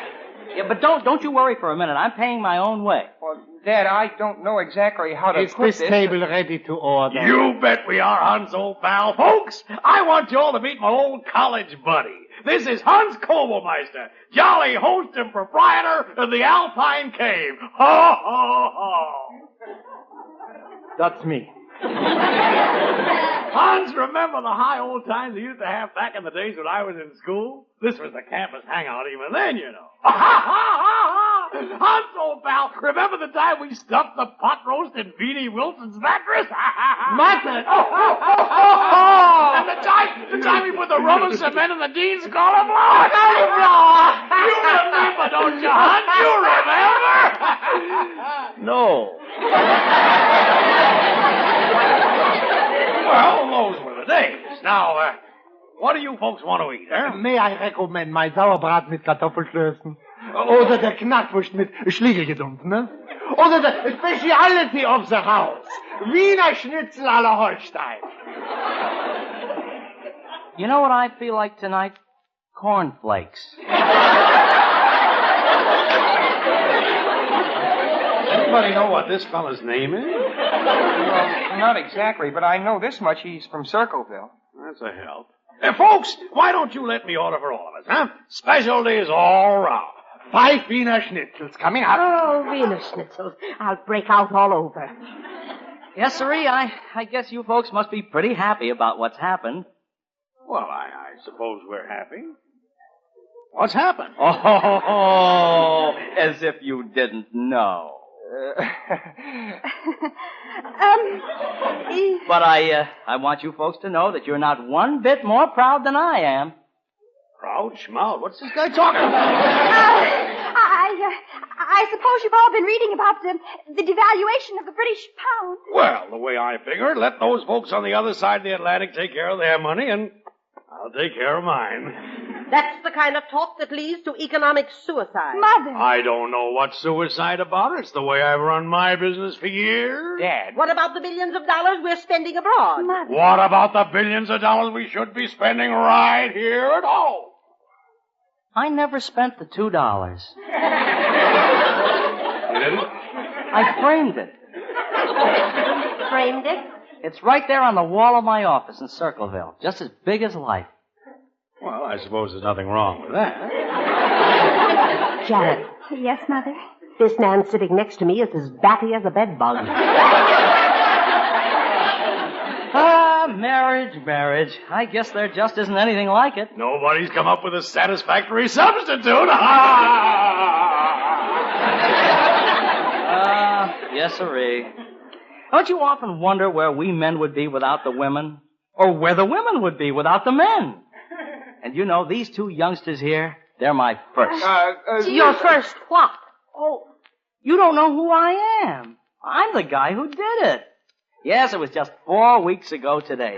Janet. The food's here. Is everybody as hungry as I am? I'm just starved. Aren't you starved, Mr. Lewis? I'll bet you're just famished, Mother. Aren't you just famished? I'm rapidly losing my appetite. Here it is. Here is a speciality of the house. Wiener Schnitzel à la Holstein à la Hans Doppelmeister. Charlie Host und proprietor of the Alpine King. Ho, ho, ho. Just smell that. Smell that aroma. I can just close my eyes and tell you that's the same dish I ate here in 1922. I can just hold my nose and tell you I won't like it. Mother, you shouldn't decide until you've tasted. There are only 3 things in the world that I can't stand. Needlepoint, Parcheesi, and Wiener Schnitzel. I like Parcheesi. Well, as I started to say before, it was just 4 weeks ago today that these two young people... Your food's getting cold. And Wiener Schnitzel's no good if it gets cold. Well, if it's been sitting around here since 1922, a few more minutes will do. What's the matter? I think there's a guppy in my water glass. Mother, it's just a breadcrumb. I don't think this place is sanitary, and I don't see a certificate on the wall anyplace that says this kitchen has been inspected by the state health authorities. Who cares? You gotta eat a peck of dirt before you die. Well, as soon as I get back home, I'm going to have this place investigated by the Women's Civic Betterment League. What's the matter? Drink a glass of water, Mr. Lewis. Give him mine.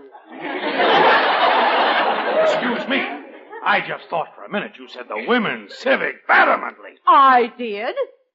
Am I to understand that you have any remote connection with this League of Harpies? I am the president of that League of Harpies. What? I am also chairman of the policy board. Mother is very active. Now, Dad, don't lose your temper. For months they've been on my neck. For months they've been making my life miserable. They've been trying to drive me out of business. I come down to my old alma mater to get 1 weekend of peace, 1 weekend of freedom from the Women's Civic Betterment League. And I get the president of it right in the middle of my Wiener Schnitzel. What is your line of work, Mr. Lewis? I'm a real estate man from Cleveland. Oh, you're that Lewis, are you? You swindler! Mother! You heard her, James. You heard what she said. I've got witnesses. All right. I'll sue you for defamation of character. I'll sue you in every court in this land. When we get through with you, you won't be able to sue a jackrabbit. You won't even be able to make a telephone call unless you borrow a nickel from the warden. Everything I've done is completely legal. Legal? Ha! Make a real estate development out of a peat bog. Paradise Acres. So it's a little damp. What's wrong with a little water? A little water? My sister bought a house in Paradise Acres, and the only way she can get to her flower bed is in a rubber boat. Did Aunt Nina buy her house from Mr. Lewis? Yes. And it was the same thing as if he'd stuck his dirty fist in poor Aunt Nina's pocketbook and stolen $12,000. Now, just a minute. That's why I've been laboring night and day to put a stop to people like you. I've got the Betterment League mobilized to a woman. We've got a bill before the state legislature, and they'll drive you and your kind out of business. Con men. Well, I got swindled on that property. I had to get rid of it somehow. But why did... Mr. Lewis, why did you have to pick on poor Aunt Nina? Well, let the buyer beware. Your father swindled my poor Aunt Nina. Well, why didn't your old Aunt Nina watch what she was buying? You know, I sense a very definite feeling of friction.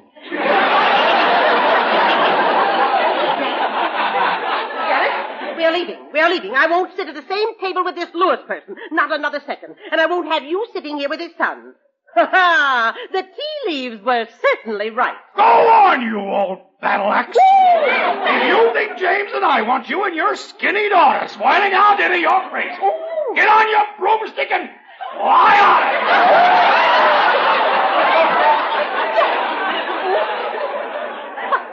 Oh, my goodness. I'm a failure. It's all my fault. I'm to blame. I must have done something wrong. Shut up! Oh, such rudeness. Und now der Alpine Cave Flur Show. Hans Kugelmeister presents the singing and dancing of my famous Bavarian Bellringer. 1, 2... Waiter, would you bring us a check, please? Don't worry, I'll pay the bill. I wouldn't eat off of your contaminated money. And, Janet, I want it clearly understood that you are never to see this boy again. James, if I hear of you coming within spitting distance of this girl, I'll yank you out of college so fast you won't know what to do. Remember, when you are the guest of Hans Kugelmeister, everybody loves everybody. Jimmy! Separate text!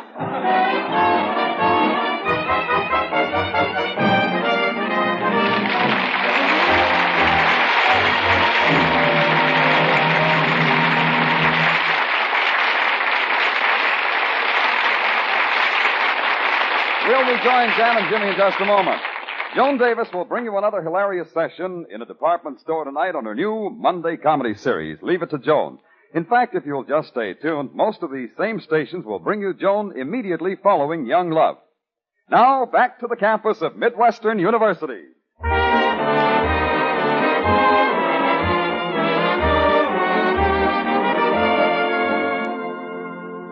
Hi, Mitch. Hi, Mitch. Well, kids, how'd it go? I bet your folks really got to know each other. They sure did. And when they got to be real pals and buddies, did you let them in on your little secret? Mitch, somehow we didn't feel it was exactly the psychological moment. How did it go? It was a BFFTSNHH. Meaning? It was a big fat flop that shouldn't never have happened.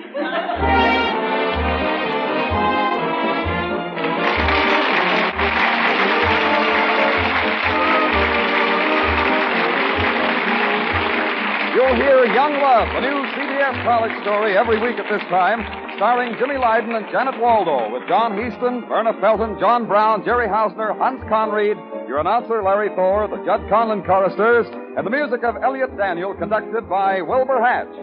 Young Love is written and directed by Lawrence and Lee.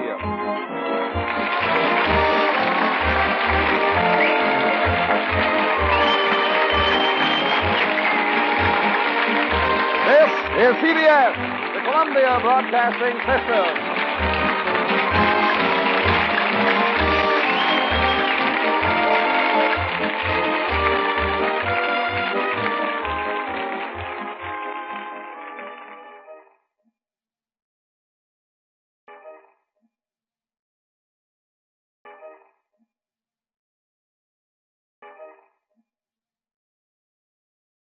Arthur Godfrey, who usually comes around with his talent scouts about this time on Monday, is off on a summer holiday.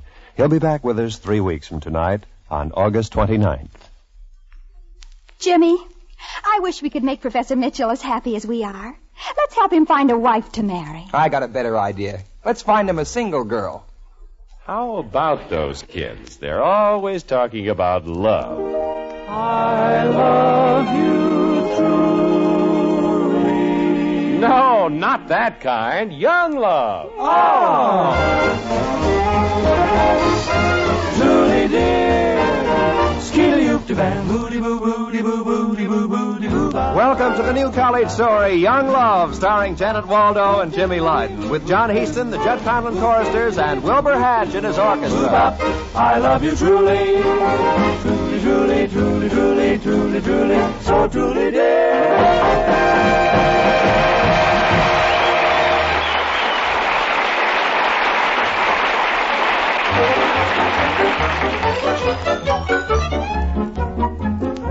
Jimmy, do you know who's here on the campus? Dean Ferguson? No, he's been here for 40 years. I mean somebody famous. Guy Madison? No, a woman. Esther Williams? No, an older woman. Esther Williams' mother? Jimmy, be serious. If it hadn't been for this woman, I might never have married you. Because her books taught me so much about romance and love and men. I give up. Who is this dame you're talking about? Fanny Phillipott Burns. Yeah, sure. Fanny Phillipott Burns. It was right on the tip of my tongue. Oh, I'll bet you haven't read a single novel that Fanny Phillipott Burns wrote. I'll bet you never even heard of Fanny Phillipott Burns. I bet you've never heard of Pee Wee Reese. What did he write? Where even? Jimmy, Fanny Phillipott went to school here at Midwestern. She wrote those great novels, They Seek But Love and Wrap the Night Around Me. Yeah. Then there's her masterpiece. It's so sensitive and delicate and fragile. Softly Flows the Monongahela. What's it about? Pittsburgh. Just think, Jimmy. After her lecture tonight, maybe we can meet her in person. Oh, you're kidding. After I've sweated through lectures since 8 o'clock this morning? Oh, you can't drag me out to one tonight. I don't want to listen to any stuffy old novelist. What would you rather do? I know I got an answer for that. Jan, I thought maybe we'd go for a walk down by Mirror Lake, and get better acquainted.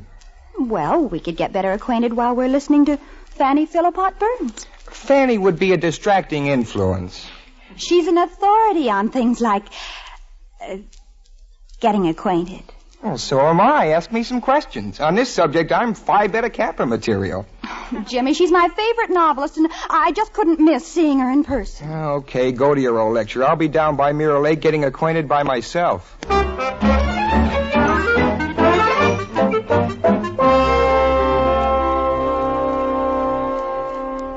We enjoyed these. We all enjoyed it. Oh, Miss Burns. Oh, I want to tell you that I just loved your lecture. Why, thank you, dear. I've read all your novels. I cried in Softly Flows the Monongahela when the Indian princess went to the happy hunting grounds. I cried when I wrote it, child. Miss Burns, could I have just 2 minutes alone with you to ask your advice about something? Something secret. Well, I'm not too old to remember when I was a student on this campus and had my little problems. Close the door. Now, tell me what's the trouble, child. Miss Burns, you won't tell anybody, will you? Well, if it's a juicy little secret, I might sneak it into one of my novels. Oh, you couldn't. Don't worry, dear. I always mangle the facts enough so they can't sue me. Miss Burns, I'm married. And your husband has deserted you? No. Then you don't love him. You're like Madeline in Wrap the Night Around Me. You want to run off with another man. Oh, no. Then he's cruel. He tortures you. Your life is a turmoil of mental anguish. You suffer like Gretchen in They Seek But Love. Oh, no, Miss Burns. Jimmy is very sweet and nice, and we're very much in love. You know, this is pretty dull stuff. But we have to keep it secret. I'm on a scholarship that's just for single women, and Jimmy promised his father he wouldn't get married until he was a bachelor of arts. And you're asking yourself, did you do the right thing? Yes. Miss Burns, do you think we should have waited? He's at the fraternity house, and I have to live at the girls' dorm, and... Well, I don't even know if he snores or not. Well, I will answer your question by telling you a story about a little girl, much like yourself, who attended this university many years ago. Yes. She fell in love with a man here on this campus. There was a difference in their ages, and she thought she would be prudent, deny her love and wait. They drifted apart, and that little girl was left alone with a lamp, a typewriter, and a hollow thing called fame. It was you, Miss Burns. How did you guess? Do you know why I've returned to Midwestern? Not to lecture alone. That little girl has come back to claim her first love. Oh, are you really marrying somebody here at Midwestern? Mm-hmm. I can't possibly tell you who it is, but he's proposed to me, and I've agreed to become his blushing bride. Oh, Miss Burns, can an old married lady like me wish you much happiness? Oh, thank you, child. You can read all about my honeymoon in my new novel, Other Mornings, Other Noons. You've written all about your honeymoon even before you've had it? Well, my publishers thought it would be better copy that way. What does the title mean? Other Mornings, Other Noons. Who knows? Nobody buys a book these days if the title makes sense. Anyhow, it'll be out in September, and it's $2.85 COD. And I just happen to have an order blank with me.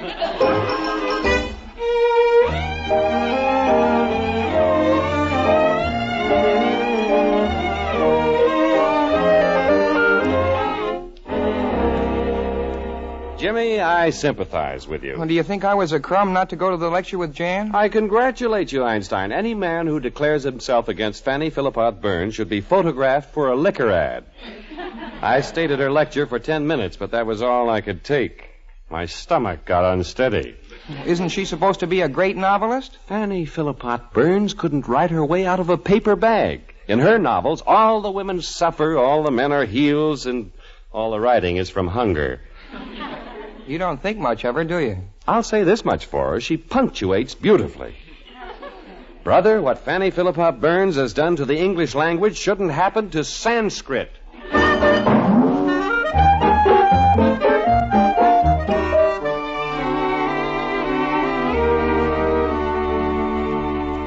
Jimmy, I think I just made a great discovery. Well, what are you doing with that book, Jan? Some literary detective work. Listen to how Fanny Philipot Burns describes Professor Storm in her first novel. I looked up into the professor's strong face. He was tall, witty, blonde. He had the mind of a Socrates and the body of a Red Grange. I looked up into his strong face again, and I said to myself, I love him. This is the man I love. I love him. I love him.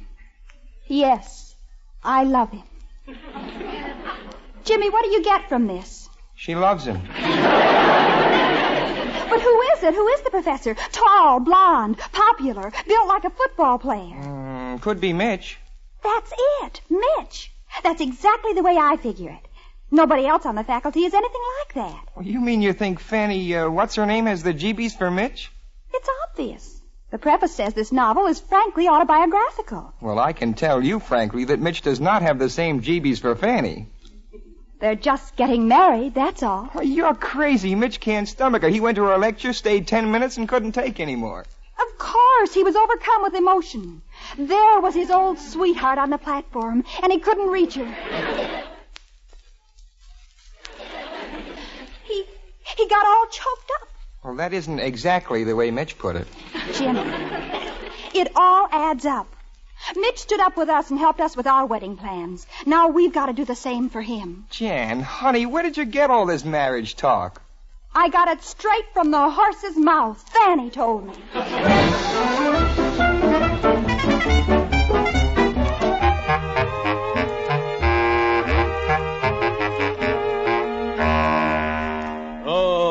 Professor Mitchell. Yes, Dean Ferguson?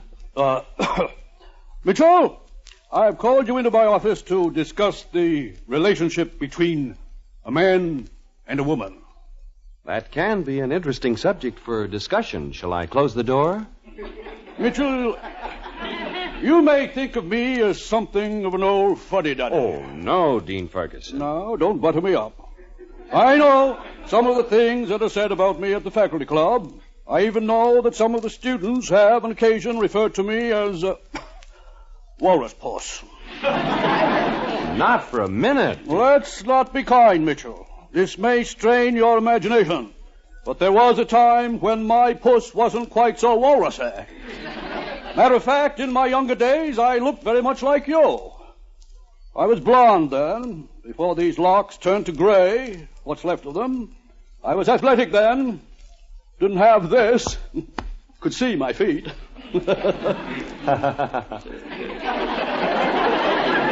Even played a little football.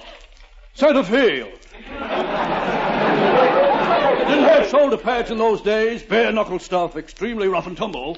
Why, Dean, this is a side of you I didn't know existed. Well, Mitchell, there's a visitor on the campus at the moment who knew that side of me very well. Oh. In fact, when she was a student here and I a young professor, we were quite chummy. I believe that's the word they use nowadays. Fanny Philipot Bird. How did you know? Oh, I just put two and two together. You don't think that anybody else? I mean, there aren't any rumors afoot. Do you think anybody suspects? I don't think so. Fanny was a little indiscreet in one of her first novels.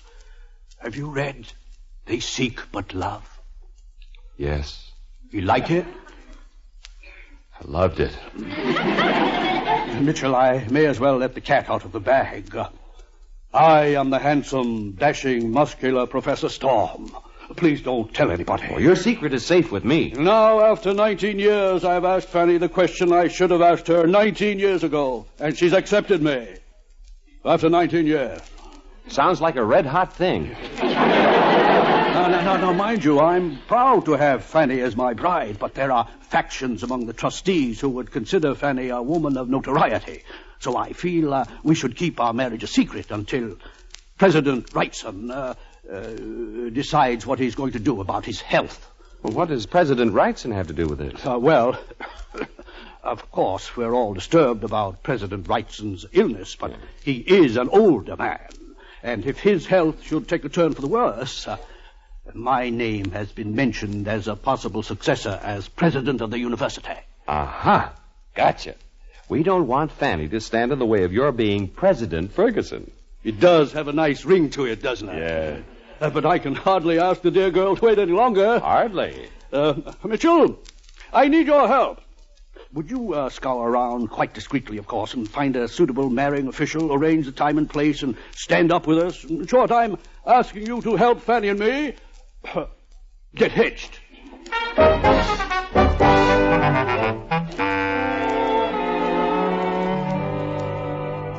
Jan, Jimmy, I want you to do me a favor. Anything you say, Mitch. You name it. I want you to get in touch with that justice of the peace who married you. A justice of the peace? What for? A wedding. What do you think? I want to register a horse? Oh, don't you worry about it, Mitch. You've got enough on your mind. We'll get him for you. Leave it to us. Swell, kids. See if he can come to my apartment tomorrow afternoon at 4 o'clock. We'll get him. He'll be there. Great. Hey, keep this kind of on the QT, huh? Sure thing. See you later. So long, Mitch. Well, I'll be darned. What did I tell you? Well, I guess you're right. Mitch must have the GBs for Fanny Philipot. But, honey, how can a guy marry a gal when all he likes about her is her punctuation?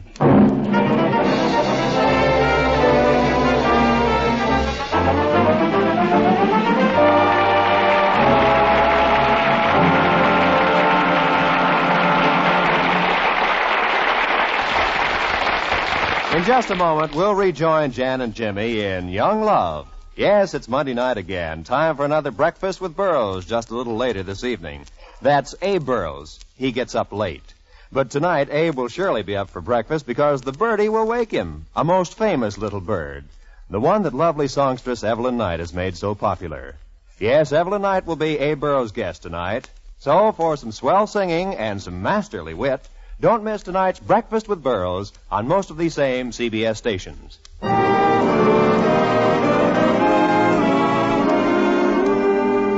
Now back to Jimmy and Jan and the second act of Young Love. Oh, the old gray Dean, he ain't what he used to be, ain't what he used to be, ain't what he used to be. The old gray Dean, he ain't what he used to be 19 years ago. But he thinks he is. How can any gal get romantic about old Walrus Puss? When you come right down to it, how can old Walrus Puss make calf eyes at that literary gravel Gertie? Well, all I can say is they deserve each other.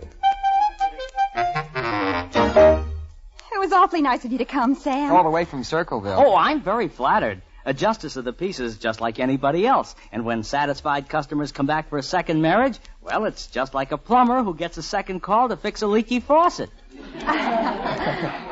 This marriage may be very much like a leaky faucet. Jimmy! Gee, I hope you don't think I drove too hard a bargain asking for my bus fare, but I only get $2 for the service, you know, and with the fare 85 cents, well, that'd knock an awful hole in my profit.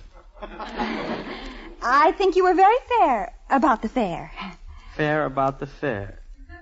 Oh, fair about the fare. Oh, I see. Oh, you made it funny. Right in here. This is Mitch's apartment. Oh, nice. Well, where's the happy pair? Oh, we're a little early. Good. Then you can tell me something about the victims. Well, that's not the word, really. It's funny. I haven't been at this game long enough to know exactly what to call the people I do it to. It's real strange. Folks come to me just ordinary people, and when they go out, they're all married and everything. You know, sometimes I wonder how I do it. It makes me feel just like Superman. Well, you remember Mitch. Mitch? Oh, he was the witness at our wedding. He stood up with us. He was my best man. Oh, sure, a little fat fellow with a vest. No, Mitch is tall and blond, and he has shoulders like a football player. Oh, well, I'll know him when I see him. How about the bride? Well, Fanny Philippot Burns. Fanny Philippot Burns? The eminent novelist? Well, she writes books. Well, she's my favorite authoress. Didn't she write Wrap the Monongahela Around Me?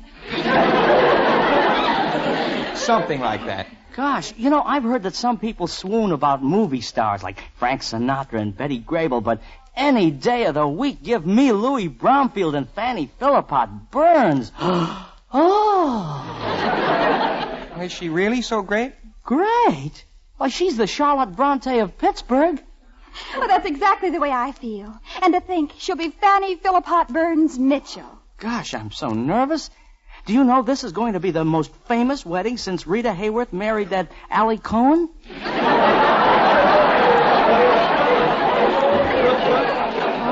Oh, dear.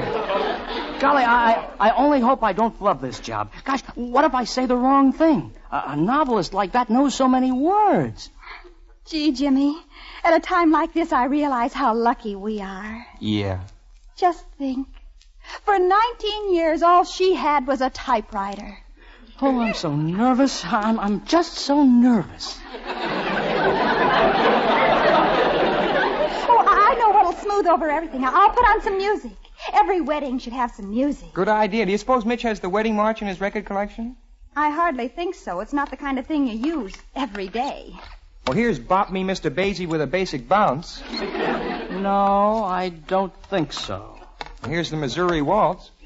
But Mitch is from Michigan and Fanny is from Pittsburgh. Not only that, I think she's a Republican.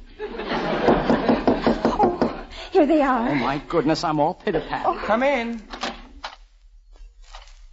Good afternoon. It's the bride. Oh, Miss Burns. Yes? Miss Fanny Burns? Yes? Miss Fanny Philippot Burns? Yes? May I touch you? Where?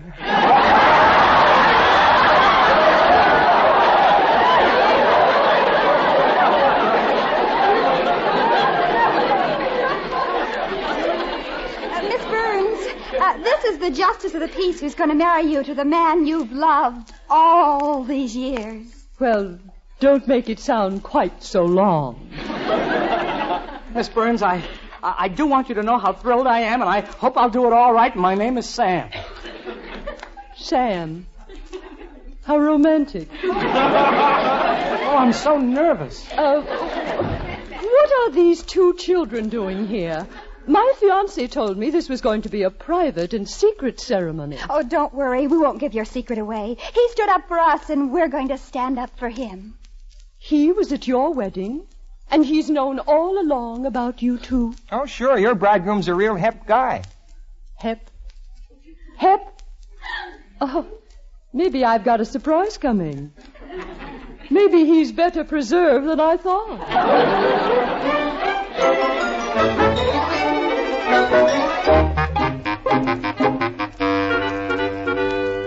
Oh, dear. Oh, dear, I'm so nervous. Now, calm down, Dean Ferguson. You've got the ring. Have you got the ring? For the 14th time, yes. Oh. Now, don't expect an arbor of lilies in my apartment. I haven't had time to fancy things up. I don't even think the bed's made. Don't worry about it, Mitchell. Have you got the ring? What would you do if I said no? Please, Mitchell, I'm in no condition for levity. One other thing. You're positive nobody connected with the faculty or student body knows what I'm doing? I don't think you even know what you're doing yourself. Well, it's better that way. Well, my hopes for the presidency hang on absolute secrecy. I don't suppose there's any way we can do this thing without telling Fanny. That would be tough. She's not very good at keeping secrets. Have you got the ring? Come on in, Dean. Let's get this over with before I do lose it. Hi, Mitch. Hello, Mitch. Oh, hello, Dean Ferguson. Mitchell, what are these students doing here? We just brought the justice of the peace. I'm certainly very pleased to make your acquaintance, Professor. I hope you don't mind if we do this job pretty snappy-like, but I've got to catch the bus back to Circleville. That's all right with us. Oh, Mitchell, we can't go through this thing in front of these children. Now, let me see. I guess everybody knows everybody. Of course, you know the bride. Naturally, you know the bride. You're marrying her. Now, just a minute. Don't say anything with all these people here. Hello, Fanny. Hello, Bertie. Oh, Jimmy, this is so romantic. I'll bet you I'm going to cry. Kids, you don't need to stay if you've got anything else to do. Wild horses couldn't drag us away. Well, shall we take a whack at it? You know, time, tide, and bus schedules wait for no man. Now, will you stand, please? Right here in front of me. Is this where you want me? Fine. Would you mind stepping forward, sir? Me? If you don't mind. You want me to stand alongside the bride? Well, when I marry people, I like to think of them going through life side by side, not single file. Marry people?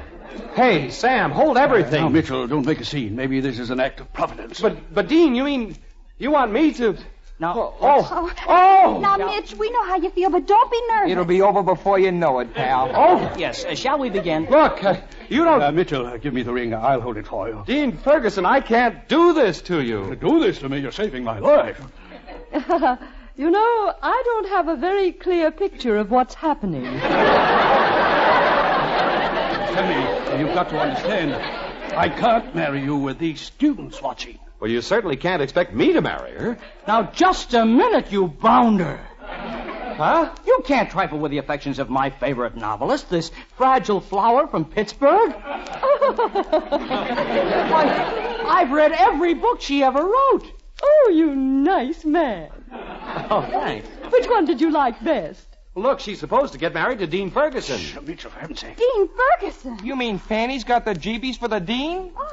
Why, Miss Burns, I wouldn't marry you to this old goat. What? No. Why, you're a woman with a volcano in your soul.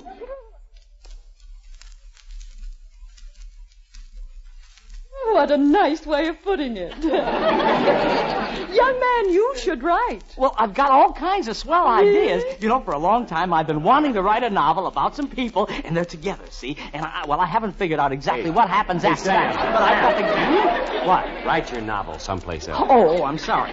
Well, let's get down to fundamentals. Who's marrying who? We could flip.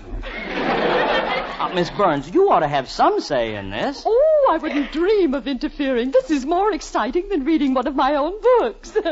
Why, I can see the whole plot. 2 men and a beautiful woman, and they all get married. I've got just the title, 3 Tickets to Paradise. Where do I get a transfer? I'm going the other way.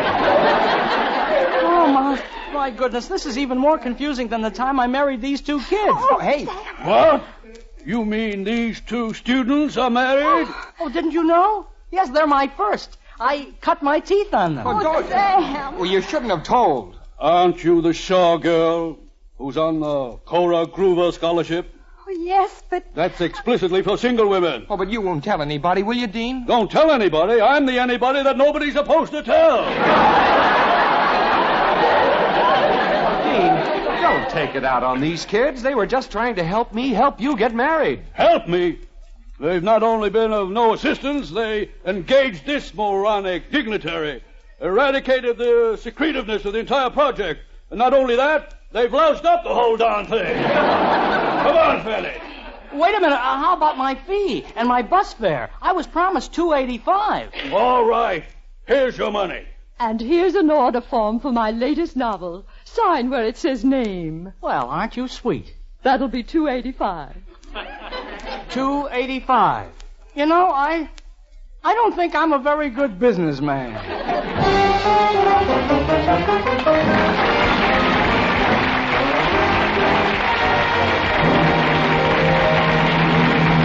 We'll return to the campus of Midwestern University in just a moment. You know, it's no picnic when they leave it to Joan Davis, that is, but somehow they do. And tonight, Joan manages to get herself hilariously lost on a picnic and treasure hunt for her fellow department store employees. If you're ready to laugh, stay tuned now for Leave It to Joan, starring Joan Davis, who'll be along on most of these same CBS stations immediately following Young Love. Now, back to the campus of Midwestern University.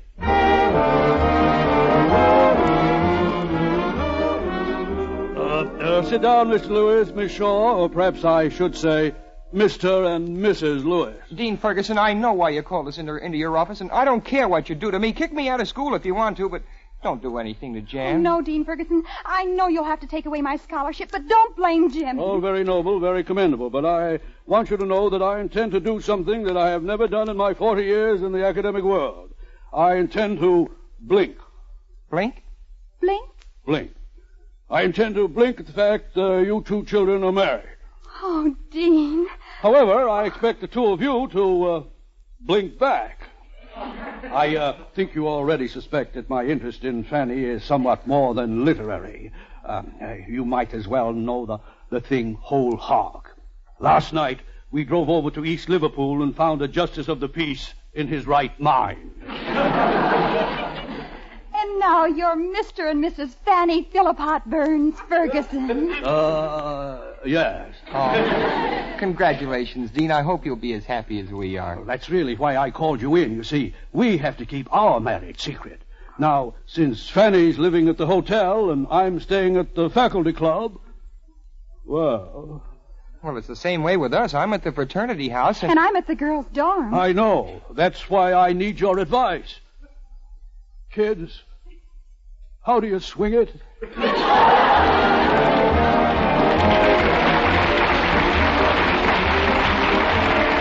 You'll hear Young Love, the new CBS college story, every week at the same time, starring Jimmy Lydon and Janet Waldo, with John Heaston, Bea Benaderet, Jerry Hausner, Herb Butterfield, your announcer, Roy Rowan, the Judd Conlon choristers, and the music of Elliot Daniel, conducted by Wilbur Hatch. Young Love is written and directed by Lawrence and Lee.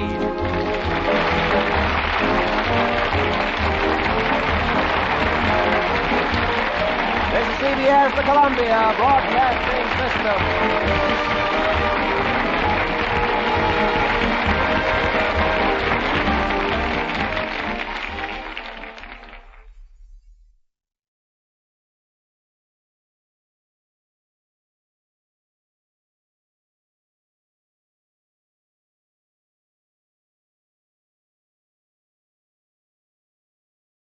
Mr. Lewis, you remind me of a great big collie dog. Mrs. Lewis, I've got only one thing to say to you. What?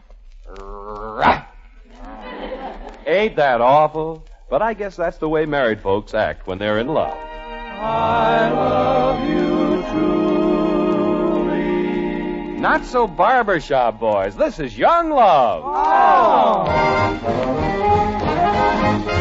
Truly dear.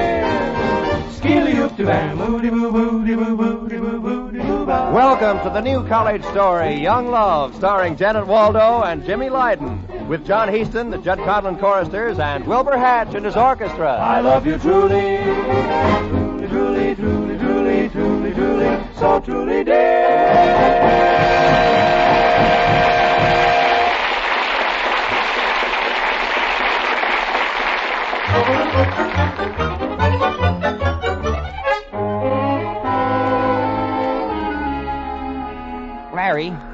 Larry, wake up. Hey, wake up. Go away, Ingrid. Please, Ingrid, not tonight. I won't kiss you again, Ingrid. Larry, I gotta talk to you. Wake up, will you? Huh? Oh, it's you. Fine thing. I wake up and what do I find in my room? My roommate. What time is it? 3:15. What? Larry, I got a very important question to ask you. At 3:15 in the morning, it better be important. Well? Do you have trouble sleeping nights? Who sleeps at a fraternity house? You may not learn anything in college, but you can look back on 4 nice years of insomnia. Well, I'm going crazy. Jimmy, please, as a favor to me, go crazy in the daytime. I got a problem, Larry, and it gets much worse at night. Is it a girl? Well, sort of. There is no such thing as sort of a girl. It's either a girl or it isn't a girl. It's a girl. Well, marry her and let me get some sleep. You see, I've got to figure out some way that I can... Larry, you're not listening to me. Don't go to sleep. I could go to sleep and listen to you at the same time. My pal. Gratitude. And this is the guy I gave the Argyle socks to that my Aunt Esther knitted for me that were too small. Larry, what's the phone number at the girls' dorm? Jimmy, you're not going to call up the girls' dorm at 3:15 in the morning. 3:20. Well, Mrs. Gilly is a terror when aroused, and brother, are you going to arouse her? What's the number? 8651W. And stand well back from the telephone. 651W.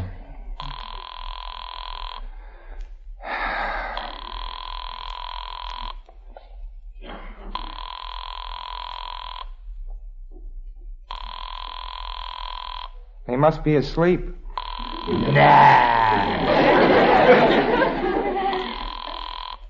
Yes? May I speak to Janet Shaw, please? It's very important. This is a young ladies' dormitory, and we close at 10:30. These are university rules. But this is a very important matter. I just looked at my watch. It's 3:20 in the morning. I know. Did I wake you? Oh, no. I've been out playing lawn tennis on the shores of Mirror Lake with the Dean of Men. Did I wake you, he says. Well, may I speak to Janet Shaw? It's a matter of life or death. Well, it better be a matter of life or death, or it'll be your death, Mr. Whoever you are. I'll call her. I think she's displeased. Kid, what do you expect on the telephone at 3:20 in the morning? The giant jackpot? Well, that's what the telephone was invented for, to reach people when you got to talk to them. Yeah, but some people have very narrow ideas about being reached at 3 in the morning. Hello? Hello, honey. Jimmy, Yeah, it's me. what's wrong? Who died? Nobody except me. I'm dying inside. Well, there must be something terribly wrong for you to call at this time of the night. Well, Jan, there's something awfully important I want to talk to you about. You see, you can go back to sleep, Larry. Oh, I'm wide awake now. Just a minute, Jan. I gotta close the door. Honey, we can't go on like this. It's unbearable. Well, it's pretty uncomfortable for me, too. I'm standing here barefooted on a cold floor. Well, that's just it. We could be standing barefooted on a cold floor together. Jimmy, I know this is putting an awful strain on our marriage, but we've got to keep it secret. Well, I'd feel better if we were just in the same building. Well, I don't think I could move into the fraternity house. Do you want to move into the girls' dorm? Jan, we gotta get a place. A place? Somewhere we can be man and wife together instead of separately. Oh, Jimmy, you know I feel the same way, but we can't afford a place. Rents are terribly high these days. Well, I'll get a job. That's very noble. You think I'm noble? Just terribly noble. Hey, Einstein, be noble in the daytime. Turn out the light.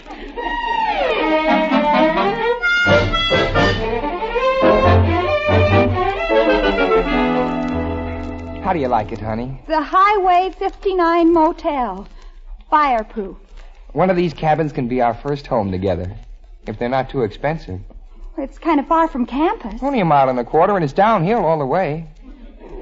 And it's uphill all the way back. Well, I figured we had to get out of town a little ways, or we can't keep it secret. We wouldn't want any faculty members dropping in on us. Except maybe Mitch. Well, here's the office.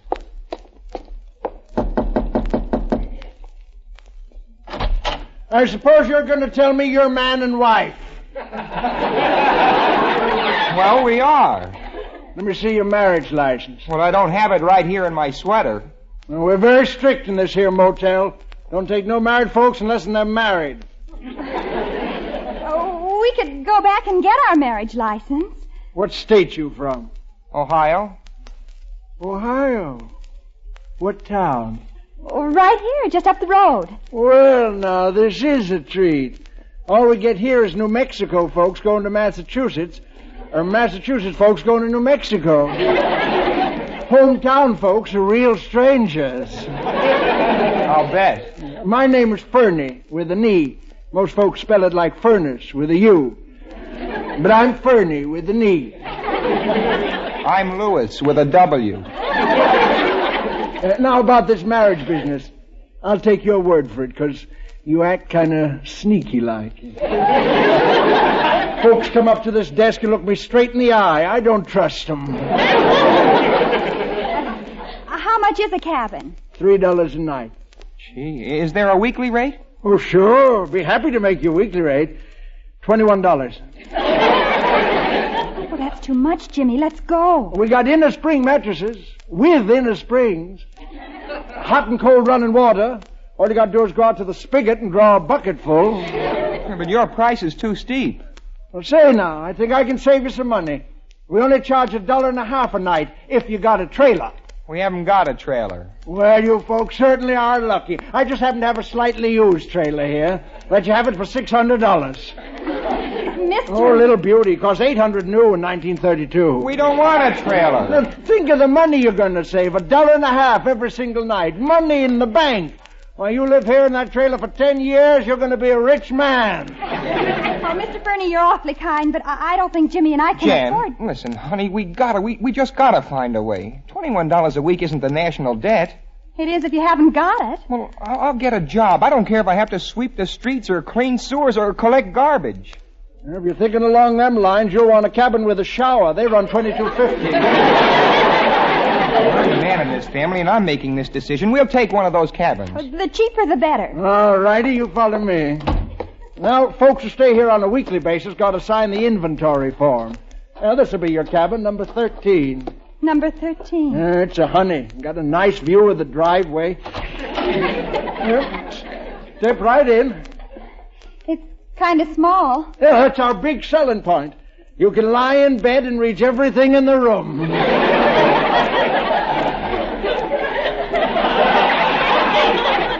Well, now here we go with the inventory, huh? 1 bed, 1 table, 1 throw rug, 4 chairs. There are only 3 chairs. What did you do with the other chairs? What? Huh? I can't have folks moving here and carrying off chairs. Right off the bat, 1 chair gone. Mister. Oh, folks don't realize what landlords got to put up with nowadays. We never saw your chair. Likely story. You see that you done run off with nothing else. All right. 1 pair of window curtains. And 1 frame color print of the Vanishing American. Sign here. Oh, gee, Jimmy, this is actually going to be our home, the first place we've lived in. I gotta carry you over the threshold. Just a minute, Bud. Until you pay me $21, it ain't your threshold.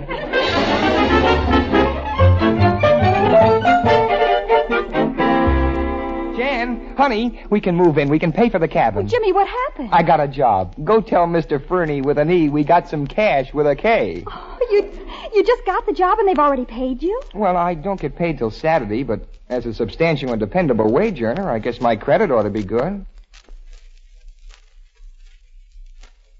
Well, I don't get paid till Saturday, but as a substantial and dependable wage earner, I guess my credit ought to be good. Where are you working? I'm a white-collar man with the Fleetfoot people. What? Oh, that's a bicycle factory where they make Fleetfoot bicycles. And I don't just punch a clock. I'm on a salary. Oh, Jimmy, that's wonderful. How much do you make a week? $15. And that's for only 6 days' work. What are your hours? Well, I'm on the last half of the swing shift every night, 8:30 to midnight, except Saturdays. And on Saturdays, you only work half a day, huh? Yeah, that's right, half a day. Plus 8:30 to midnight. Oh, Jimmy, that's going to make you awfully tired for your early morning classes. Well, I don't care. It's going to make it possible for you and me to have a home and live together like married people should. But even so, Jimmy, we'll be going backwards at the rate of $6 a week. Well, at least we'll be going backward together.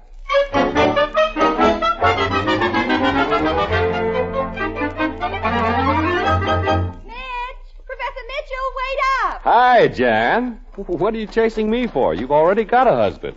Have you seen him? Have you seen Jimmy? The last time I saw Jimmy was when he cut my journalism class this morning. Oh, Mitch, don't be too hard on him. He's working every night until midnight, making bicycles. Well, I suppose that's all right for a young married man to spend every night making bicycles. Well, you see, Mitch, it all started when we decided to take up light housekeeping. Have you found a lighthouse? Oh, we've moved into the Route 59 motel. Of course, I have to be back at the dorm every night, but Jimmy and I can spend all of our free time there. Just like a real married couple.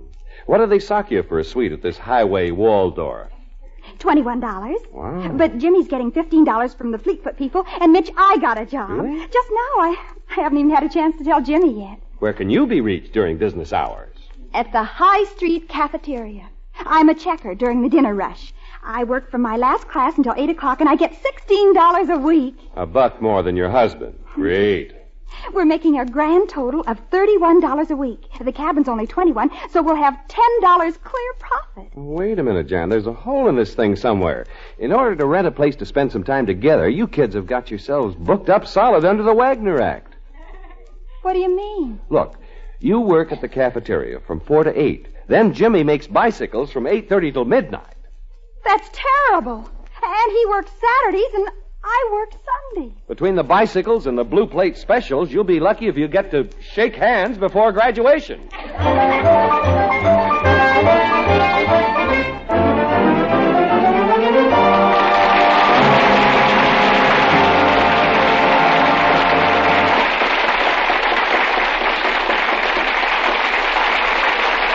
We'll return to Janet and Jimmy and the second act of Young Love in just a moment.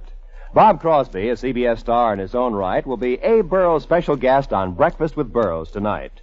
Breakfast with Burrows follows the fun of Joan Davis's latest escapades as a department store salesgirl on Leave It to Joan, these Monday nights in the familiar Lux Radio Theater hour. Be sure to hear Breakfast with Burrows and Leave It to Joan, a wonderful hour of hilarious comedy tonight on most of these same CBS stations.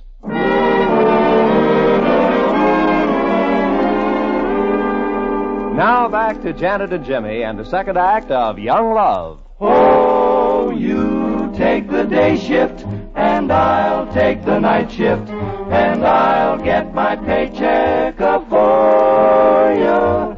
But me and my true love will never meet again in the Highway 59 motel. Fireproof. James Lewis, shake my hand. Oh, sure, Mr. Armstead. You are now officially a member of the Fleetfoot family. Oh, it's going to be fun to help you make bicycles. Never mention that word. What word? Bicycles. In this factory, they are known as Fleet Feet. Fleet Feet? And every two-wheeler that rolls off our assembly line goes to join the mighty Fleet Feet fleet. Oh, that's wonderful. Now, Lewis, our assembly line here at Fleetfoot has been planned by an efficiency expert. And each complete job down the assembly line is called a trip. Trip? And your job will be to make out the slips which give the specifications for each Fleetfoot. I see. I make out the trip slips for the Fleet Feet. I like that. You're quick. Now, if it's going to be a red Fleetfoot, you make out a blue trip slip. Blue for red, yeah. And if it's going to be a blue Fleetfoot, you make out a red trip slip. Red for blue. Now, if it's going to be a yellow Fleetfoot, you make out a yellow trip slip. Somebody slipped up there. At Fleetfoot, we don't question the efficiency expert. Of course, since we've had this system, we don't turn out as many bicycles as we used to. But we sure have speeded up the paperwork. Well, I suppose that's really more important. Now, let's get on to mudguards. Mudguards? If the order specifies one stripe on the mudguard, You punch 2 holes in the trip slip.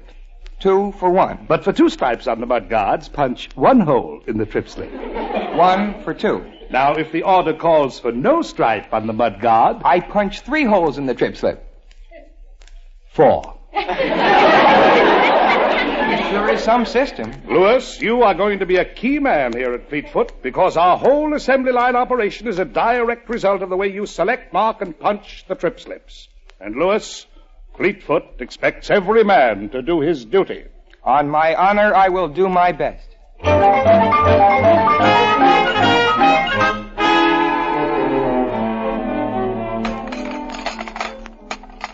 Honey, you're gonna hate it here. I am? Working in this cafeteria is like being in prison. Only the food ain't so good. Well, I want to do the best I can. Oh, an eager one. Well, here's what you gotta do, honey. You're the relief checker. You take my place when I have to go out and comb my hair.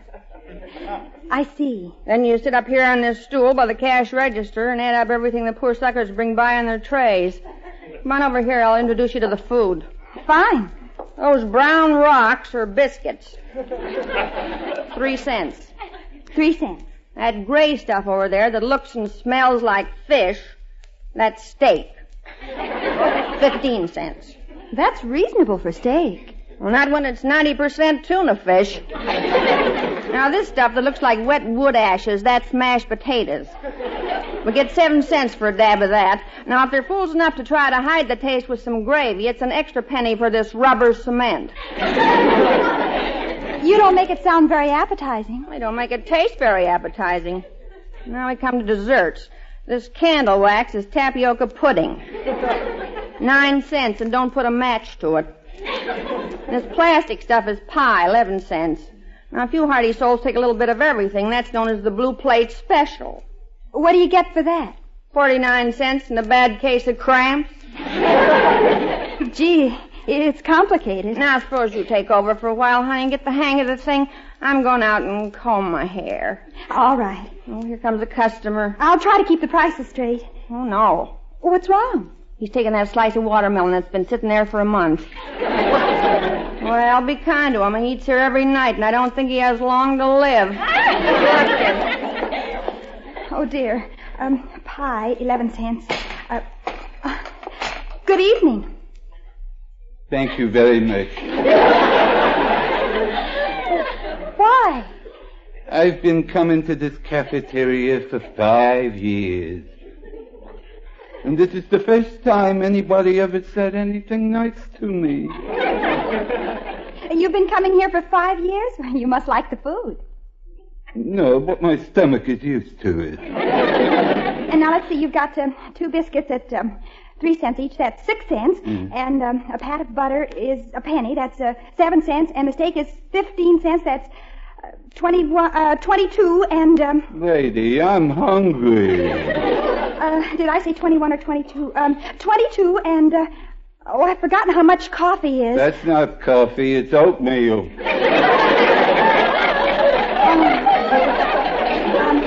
Well, that's 8 and 22 and let me see, watermelon. Miss, if you're going to take so long, I'm going to start eating right here. Oh, please don't eat anything or I'll lose track. I'll leave my mouth open.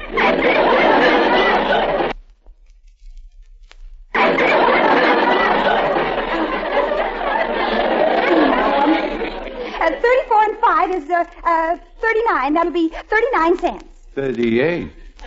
I added it up very carefully. It's 39. It's 38. What are you trying to do, rob me?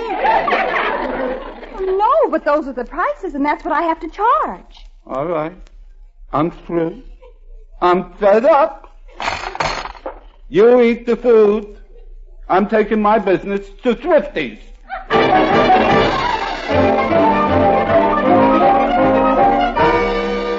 Mr. Fernie, have you seen my wife? She just left the cabin. Oh, gosh, I ran all the way from my last class just to see her. Well, she said she waited as long as she could, and she'd have to run all the way to the cafeteria.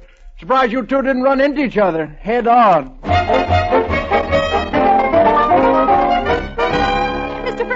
Mr. Fernie, have you seen Jimmy? Yeah. Oh, I ran all the way from the cafeteria. He's running all the way to the bicycle factory. Oh, I missed him again. For a mister and a missus, you two sure are missing. Mitch, have you seen Jan? Sure. Everybody gets to see my wife but me. Well, she's at work now, isn't she? She's always at work, or I'm at work, or she's in class, or I'm in class, or she's in the dorm and I'm at the fraternity house. Honest, Mitch, I'm beginning to forget what my wife looks like. Well, she's pretty. Getting a little gray around the temples, but I think you'll still recognize her. You getting any use out of the Highway 59 motel? Well, we're working so hard paying for it that we haven't had any time there together. You use the cabin at all? Well, sure, we just sit there and look at each other. We? Me and the vanishing American.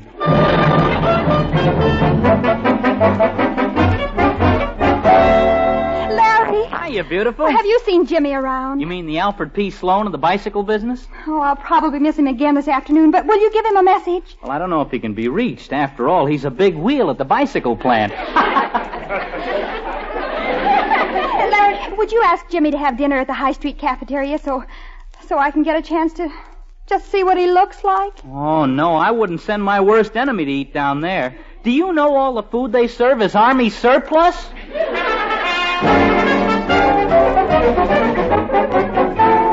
Mr. Fernie, I can hardly believe it, but in a few more minutes, I'm actually going to see my wife. When am I actually going to see my $21? Oh, well, I'll have it for you at midnight tonight. That's when I get my paycheck. Well, don't stop off on the way home and drink it all up at some soda fountain. Hey, I got some nice news for you. A friend of yours moved into the cabin right next door. A friend? Yeah, Professor Wilson, with an I. He seems real interested to know there was a couple of married students living next door. Seemed mighty anxious to meet you. You didn't tell him we were married. Why not? Ain't you married? Well, for you we're married, Mr. Fernie, but for Professor Wilson, we're still as single as they come. Some hanky-panky going on here. The way I look at it, married folks are married folks. Professor Wilson are not. Oh, you gotta understand, Professor Wilson is in charge of scholarships, and he could kick Jan out of school. I could kick you out of this motel, too. Oh, no, Mr. Fernie, please. Jan and I have been working all week so we could get together. Oh, I've been suspicious of you two all along. Figured you was up to something. Oh, please, don't throw us out. I don't want to say hi to Harry, you half-married, half-single folks again. Except to bring me my $21. Oh.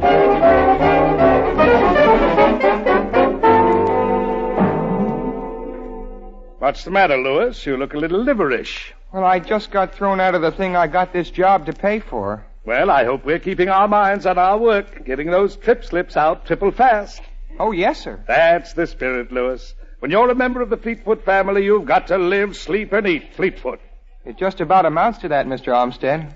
You should be proud, boy. Remember, Fleetfoot is the only bicycle in the world approved by the American Dental Association. Well, I've already turned out 1,000 trip slips. 1,000? Why, Louis, you're another Bert Ossiker. Bert Ossiker? Bert is the Horatio Alger of the Fleetfoot family. When he first came with us, he sat at that very desk where you're sitting now. He made out trip slips for 7 years. And he did the job so well, do you know what happened to him? What? They moved him over to that desk. I tell you, it's a great story of progress and advancement. And do you know that in just 7 more years, Bert Ossiker was moved up to the spoke room? And do you know that in just 7 more years, Bert Ossiker was moved up to the spoke room?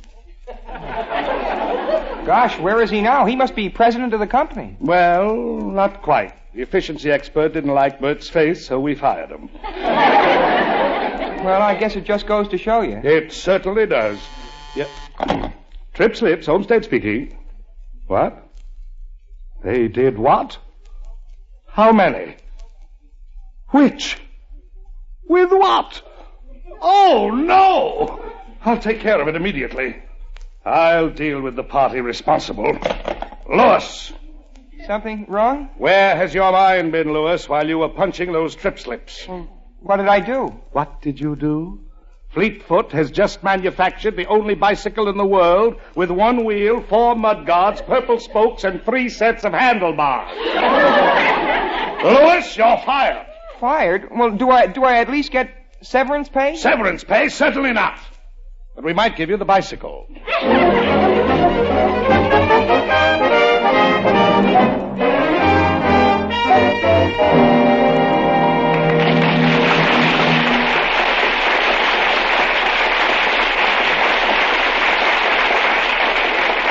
We'll be back with Young Love in just a moment. Better living for all. That's the goal of the American economic system. And better living for all is possible under this system more than under any other. Working together to produce more per man, per machine, per hour results in benefits we all share. For your free copy of the booklet, Miracle of America, write to Box 10, Times Square Station, New York City. Now, stay tuned for Joan Davis, starring in Leave It to Joan, which follows immediately after Young Love on most of these same CBS stations. Now, back to the campus of Midwestern University.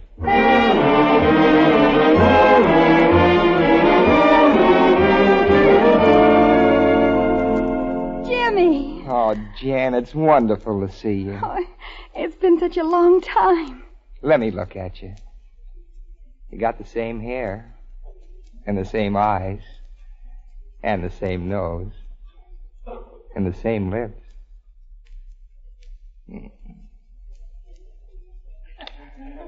Yep, same lips. But, Jimmy, I've got wonderful news. So have I. Oh, mine first. I got promoted at the cafeteria. I'm making $18 a week now. And I'm no longer just the relief checker. I'm the main checker. Well, what happened to the other girl? Yesterday, during rush hour, she went out to comb her hair, and she never came back. Well, guess what happened to me? Well, something wonderful, I'll bet. You said it. I got fired. Oh, Jimmy, that's awful. Well, no, it isn't. It's a $5 raise. How can that happen? Well, I was getting $15 a week working for the Fleetfoot people. Now I'm getting $20 a week unemployment. Jimmy! Honey, you get fired, too, and we can afford a motel of our own.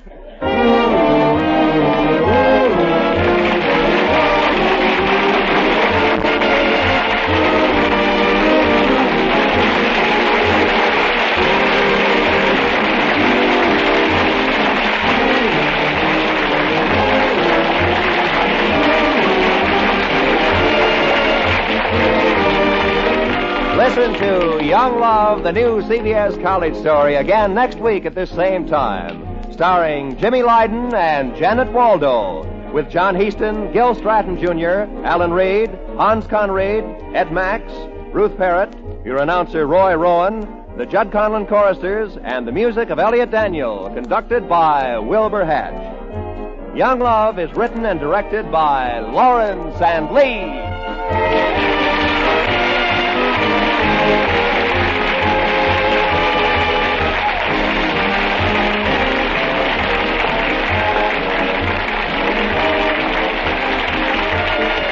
This is CBS, where 99 million people gather every week, the Columbia Broadcasting System.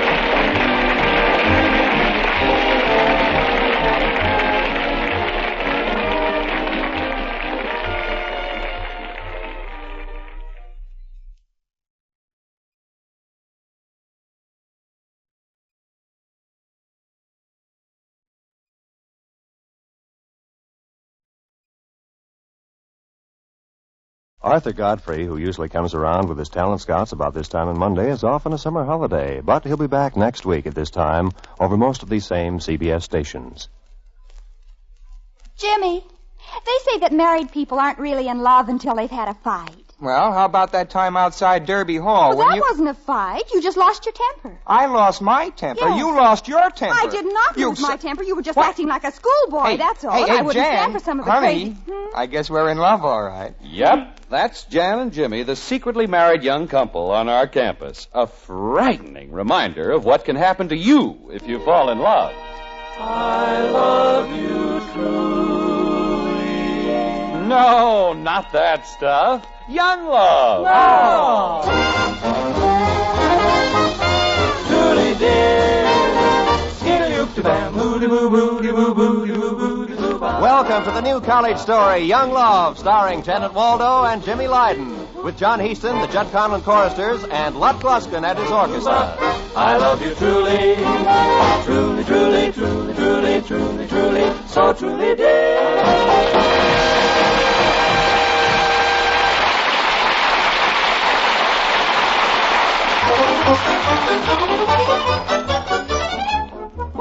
Jimmy, have you got the flash bulb? Sure, honey. I've got a flash bulb in each hip pocket. Well, don't sit down. Now, let's see. I guess this is Professor Wright's office. Huh? I didn't know they had classes way back here. I thought this was the furnace room. Well, that's exactly why I'm covering this for journalism assignment. Jimmy, we're going to meet one of the big celebrities on campus, and nobody knows about her. Come in. Professor Wright? Are you the young lady who just telephoned me? Yes. Could we see her now? I think so. If the little beauty isn't asleep.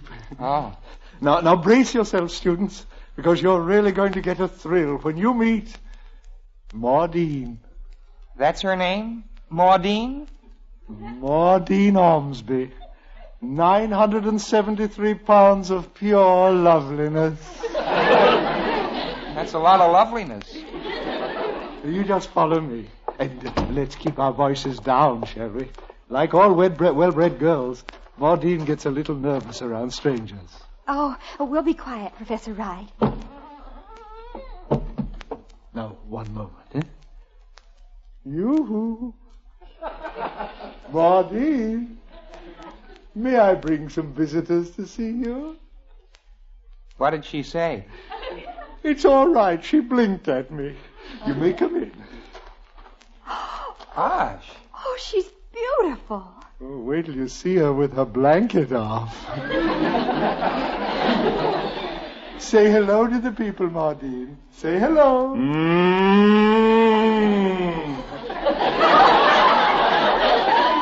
Oh, I've got to get a picture of her just like that. You want me in the picture, too? Looking fatherly? Oh, that'd be very nice. Don't you dare snap it yet. You wait till I scoot around here so you can get both Maudine's and my best sides. I'll hold my flashbulb back here, by her porterhouse. Please, Maudine is a lady. Well, here we go. Hold still, please. Smile, Maudine.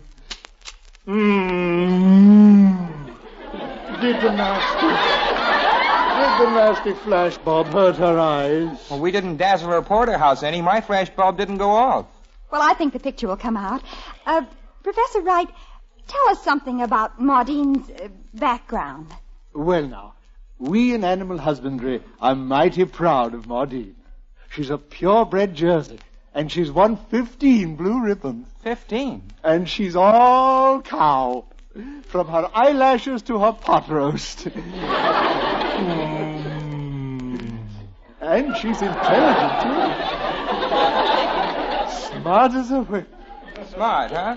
Maudine, tell us, what do you think of the world situation? Well, it's about as intelligent a comment as I've heard for a long time.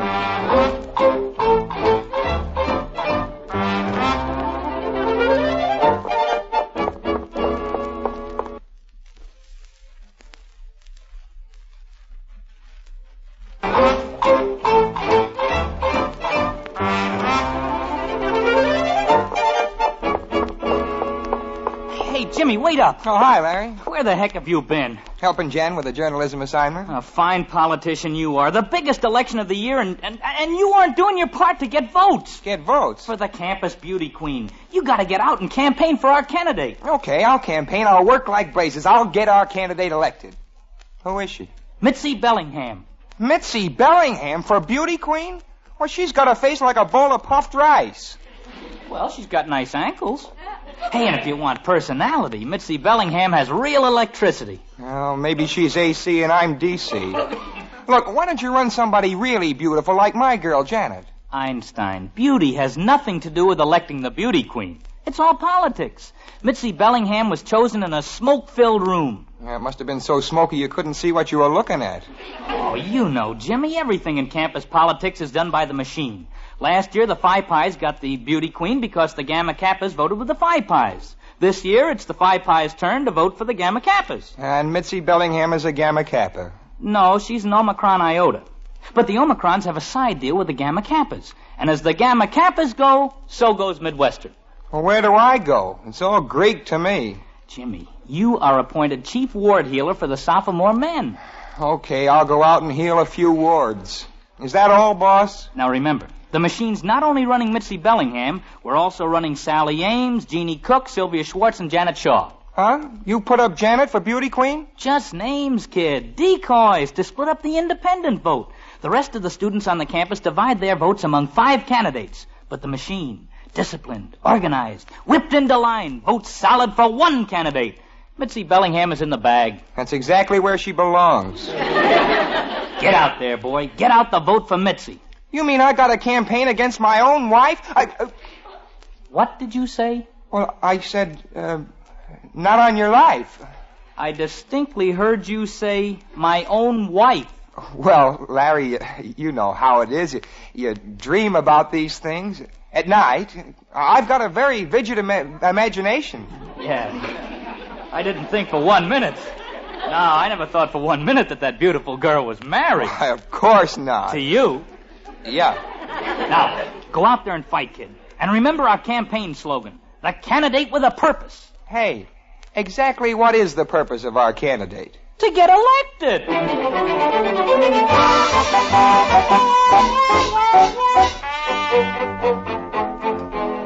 Mitch, this is dirty pool. How can I help your problem, Einstein? I'm just a poor, downtrodden professor of journalism. Well, can't we do something? This election isn't democratic. I'm just a tool of machine politics. Who's the boss Tweed of this setup?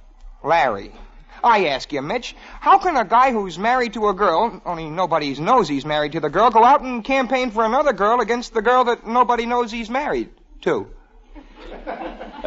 Would you mind going over that again with footnotes? Mitch, what am I going to do? Why don't you fight him, Jimmy? Buck the machine. Oh, you can't. The campus political machine hasn't lost an election since Dewey's victory. Dewey's victory? At Manila Bay. Hey, what would happen if you went out and beat the drums for your wife? If Jan isn't more beautiful than Mitzi Bellingham, I'm Mighty Joe Young. Oh, Mitch, we're whistling in the dark. Fate has put the finger on Mitzi. Oh, it's a crime. I'd vote for your wife. She's not only beautiful, she's smart. Look at this assignment she just turned in. She took a dull subject like a prize-winning cow and made it into a fascinating article. Look, pictures and everything. I helped her with it. What part did you do, Einstein? The last half. Of the cow. I held the flash bulb back there that didn't go off. Kid, you're a born reporter. Hey, Mitch, is Jimmy Lewis in there? Who's that? Boss Tweed. Come on in, Larry. Oh, disaster has struck. Mitzi Bellingham has just flunked biology. So what? No gal who flunks a subject is eligible for beauty queen. We got the machine all geared up to sweep our candidate to victory, and now we haven't got a candidate. Well, let's run Jan. Einstein, she's already been nominated for the opposition. That would be like running a senator from Alabama and then having him suddenly turn around and vote Republican. Look, in 20 minutes we're starting the Torchlight Parade. Before we had a candidate with a purpose. Now we got a purpose with no candidate. Maybe I can be of assistance. Now, what does a girl have to have in order to be beauty queen? Well, she's got to be a girl. That's reasonable. She should be beautiful. Now, if she'd won some prizes for her beauty, that would help, wouldn't it? Oh, that'd be great. You know somebody like that, Mitch? Boss, I'd like to nominate for your political machine a real beauty, Maudine Ormsby. Huh? Maudine Ormsby? I don't think I know her. No, she moves in a very select circle. Have I ever had a date with her? Jimmy, do you think Larry ever had a date with Maudine? No, I don't think so. I'm not sure Maudine would go out with Larry. She's pretty choosy, huh? Oh, I think I remember her. Didn't I dance with her once at the junior prom? If you ever danced with Maudine Ormsby, you'd remember it. Ormsby. Where's she from? Oh, I don't know exactly. Oh, I remember. She's a Jersey girl. She come from a nice family? Well bred. Say, you don't happen to have a picture of her, do you? Well, the only picture I have doesn't do her justice. Yeah, it's a little dark in back. Doesn't show all her good points. Well, Mitch, if you think so much of her, the machine will sweep her to victory and crown her beauty queen. Hey, one other thing. Is she okay in her studies? She's never flunked a subject. Take my word for it, Larry. Maudine Ormsby is strictly grade A.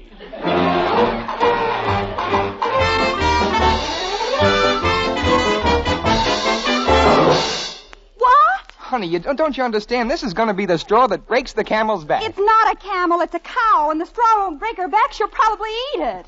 Oh, no, that's not what I mean. The political machine is dead. Believe me, if it elects a cow, the campus beauty queen. Oh, it's the silliest thing I ever heard of. Well, of course it's silly. The students at Midwestern have got too much sense. They wouldn't vote for a cow. Look, honey, the students here don't vote because of sense. They vote the way the political machine tells them. Besides, nobody knows she's a cow.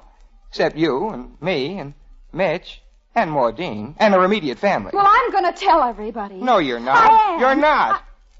We're fighting. You're darn right we're fighting. Oh, it's my fault, too. I introduced you to her. To who? To Maudine Ormsby. Oh, Jimmy, it's so humiliating. What's humiliating? Well, I'm in this beauty contest, too. It'd be bad enough to be beaten by Mitzi Bellingham, who's almost a cow. Now you fix this, so I'll be beaten by a real cow.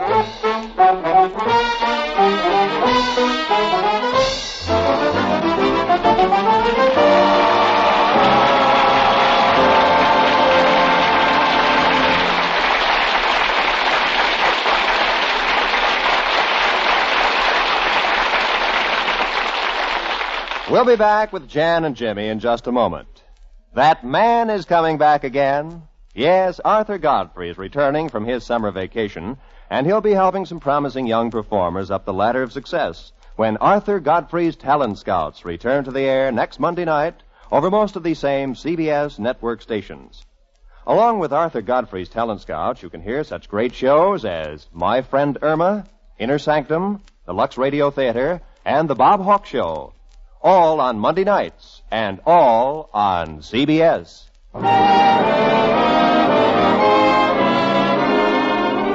Now back to Jimmy and Janet and the second act of Young Love. Hey, gang, who do we want for beauty queen?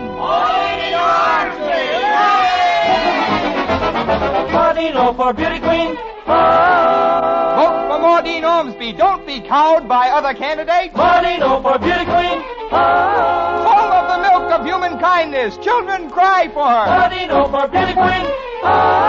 This is the candidate for you and no bull.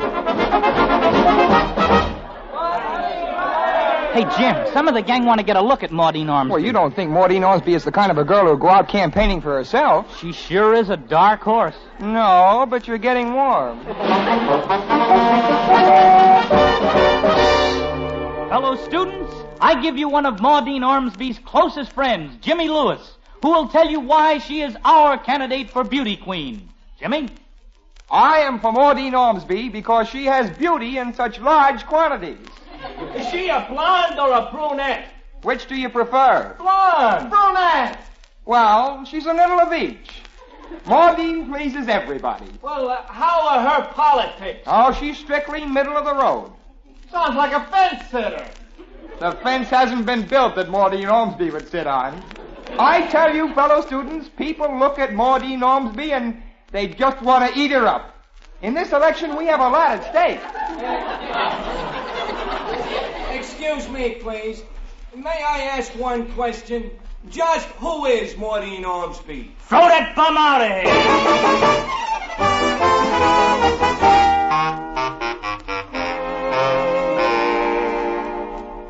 Mitchell? Yes, Dean Ferguson? As faculty advisor to student affairs, you're certainly doing a grand job.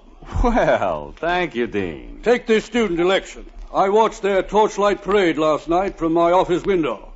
Well done. Reminded me of a rally we once had for James A. Garfield. Well, he wouldn't have had a chance in this election.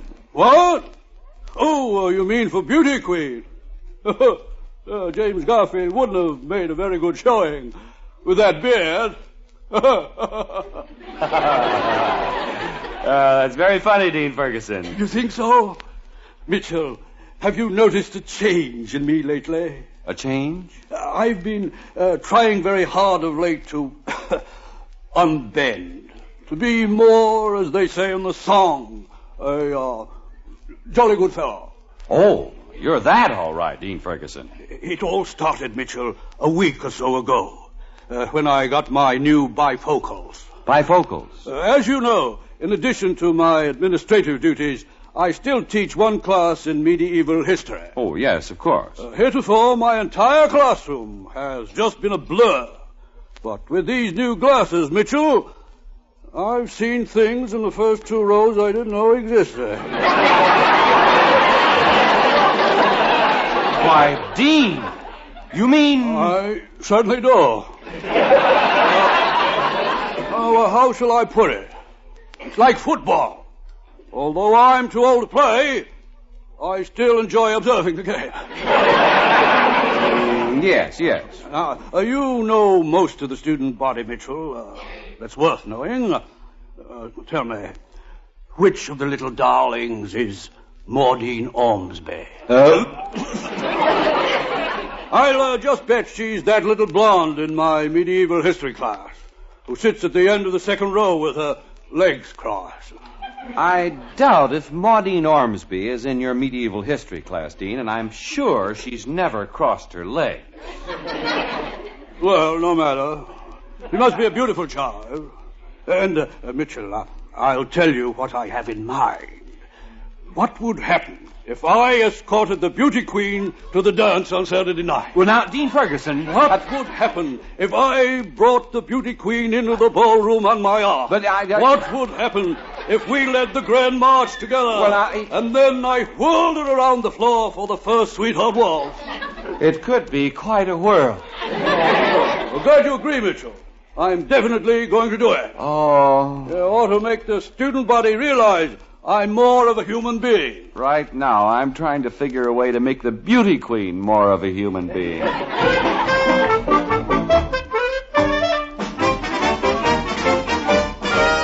Larry, Jimmy, Council of War. What's the matter, Mitch? Gee, you look terrible. Did you get some of that bad corned beef at the cafeteria? Oh, please don't mention the word beef. Was something wrong with Maudine? Don't tell me she flunked out.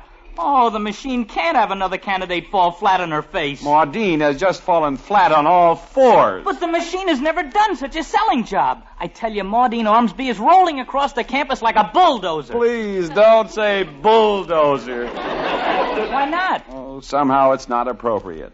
Now, look, do you think Maudine has a chance to be elected? A chance? She can't lose. Once the machine gets rolling behind a candidate, she's in. I tell you, you've got to shift the machine into reverse. That's a funny thing about political machines. They've got lots of speeds forward, but they don't back up. Oh, fine political boss you are. All you can do is elect people. You don't even know how to get a candidate unelected. Well, what can I do? Half the kids have voted already. Their ballots are already in. Guys, I can't tell you how important this is. As faculty advisor, I'm responsible for these things. The whole thing was my idea in the first place. And if a certain dean of men finds out who Maudine Ormsby really is... He'll send you to the slaughterhouse. Huh? Please, Einstein, get your mind out of Armour and Company. I know. I got it. We'll stuff the ballot boxes. Professor Mitchell, I'm a pretty shady character, but I'm not that crooked. Oh, brother. Mitch, what's wrong? Is Maudine Ormsby a turkey? Is she going to lay an egg? Larry, if Maudine Ormsby lays an egg, that'll really make history. Dean Ferguson is taking the beauty queen to the dance? That's what he says. Oh, well, I'm glad I don't have a chance to win. Can you imagine waltzing around with old Walrus Puss? Can you imagine old Walrus Puss waltzing around with Maudine Ormsby? Can you imagine old Walrus Puss waltzing around with Maudine Ormsby? I think they'll make a very attractive couple. Kids, the dean isn't going to think it's funny. This guy has a sense of humor that is strictly from medieval history. Dean Ferguson hasn't cracked a smile since the Norman Conquest. I don't think Maudine's going to be so happy with the dean. Oh, she might be pleased. He looks a little like Bull Durham. Very funny. Now, look. Let's start a machine of our own. Jimmy, if we really get out and work, maybe we can get Janet elected instead of Maudine. No, I won't play second fiddle to a cow. Jan, look, if the dean thinks I pulled this thing as a joke on him, I could get kicked off the faculty. Oh, Mitch, we won't let that happen. No, we'll do everything we can to make it Queen Jan instead of Queen Maudine.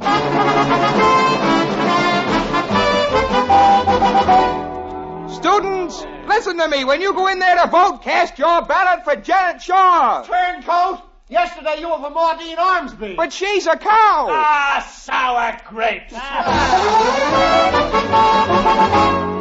Fellow students, if I'm elected beauty queen, I'll do everything in my power to be beauty queen. How about Maudine Ormsby? She's a cow. Oh, lady, that ain't a nice way to talk about a rival candidate. Hey, Larry, what's the latest return? Janet's making a good showing, but Maudine Ormsby's leading by an eyelash. Any new returns? It's neck and neck. Whose neck is out farthest? Frankly, Mitch, I think yours is. Hey, here's the latest report. Finals for the junior class. Maudine Ormsby, 371 votes. Janet Shaw, 369 votes. And 1 vote for William Jennings Bryan. We have a joker in the junior class. Hey, here's the final tally. Out of 1,917... Forget the numbers. Who won? Our candidate and the new beauty queen of Midwestern, Maudine Ormsby. The machine has done it again!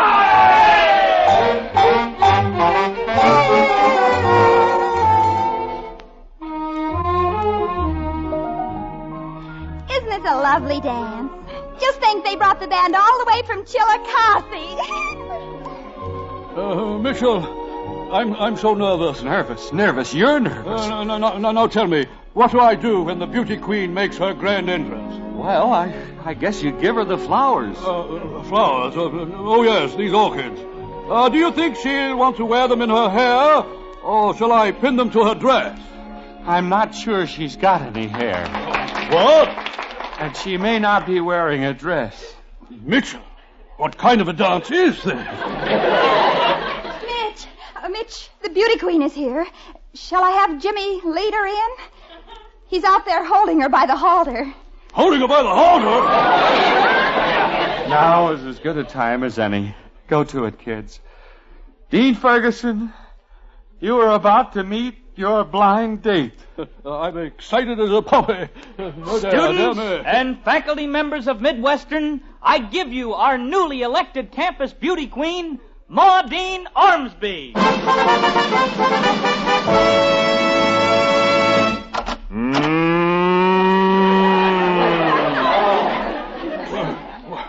Mitchell, this is the little cutie I'm supposed to waltz around the dance floor.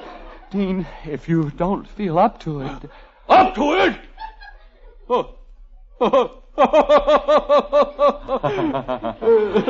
This is the funniest thing I've heard of since the tale of the wife of Bath in Chaucer. This is droll, Mitchell, quite droll. You mean to say the student body actually elected a cow? It was engineered by the political machine. Well, it shows what the voters can get if they just vote the way they're told to.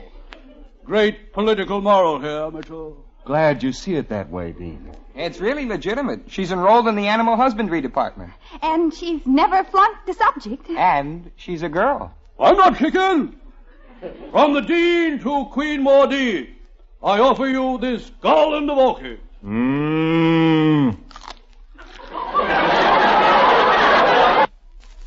Well, that's the only beauty queen in Midwestern history who ever ate her corsage. Miss Ormsby, would you care to dance? Well, if you don't feel quite up to it, I just as soon sit this one out. No, wait. Stop everything. Stop. Why, Professor Wright, you seem disturbed. May I ask what Maudine is doing here? Away from a nice warm stall in animal husbandry? She had to be here. Maudine Ormsby has been duly elected the beauty queen of Midwestern University. She's my date, Professor Wright. My dancing partner. Well, you better make it just once around the floor, Dean. It's almost milking time.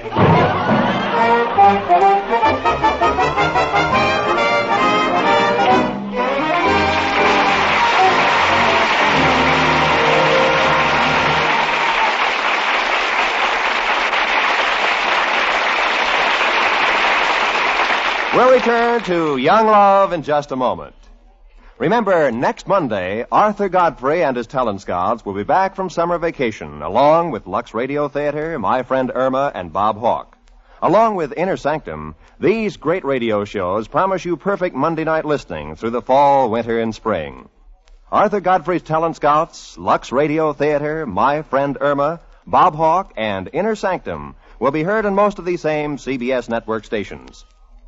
After this program, stay tuned for Joan Davis, starring in Leave It to Joan, which follows Young Love on most of these same CBS stations. Now, back to the campus of Midwestern University.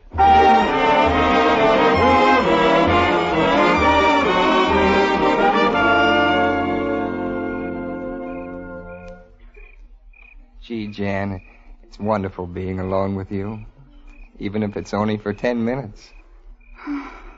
I love it down here by Mirror Lake. Just you and me and the lake and the crickets. And no cows. Jimmy, you don't think Maudine is prettier than I am, do you? Well, she's beefier.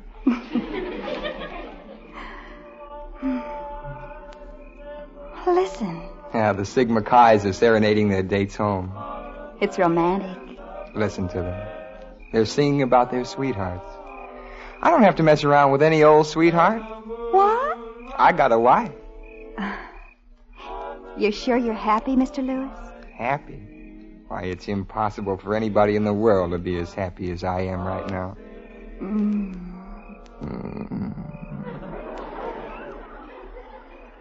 Mrs. Lewis, you've heard about contented cows, haven't you? Sure. Well, listen to my contentment.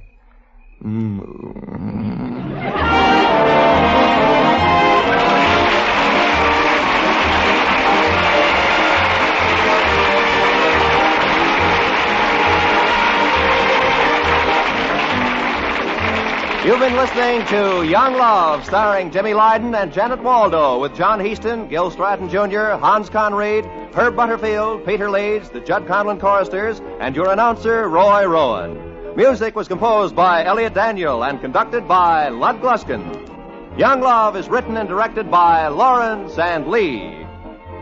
We're leaving the air tonight, and you'll be hearing Arthur Godfrey and his talent scouts back from summer vacation in this half hour next week. Your enthusiastic letters and cards have told us that you've enjoyed our summer series, so Young Love will be returning to the air soon. Watch your newspapers and keep listening to your favorite CBS station. Until then, so long from Jan and Jimmy, the campus of Midwestern University, and Young Love.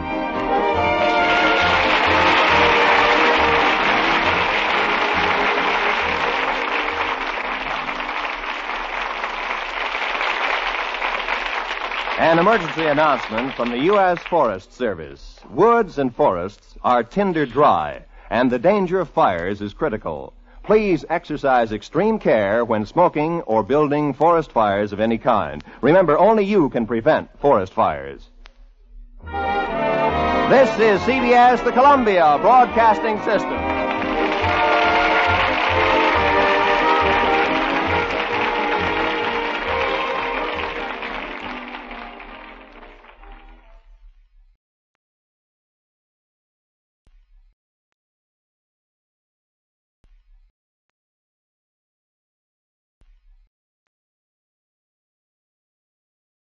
Usually, when a couple gets married, the wedding bells ring out like this.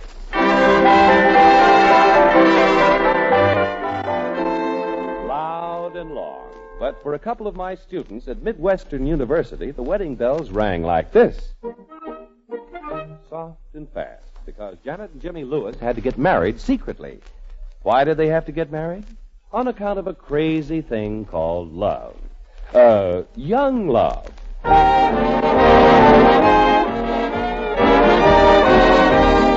Welcome to the new CBS College story, Young Love, starring Janet Waldo and Jimmy Lydon, with John Heaston and the music of Lud Gluskin and his orchestra.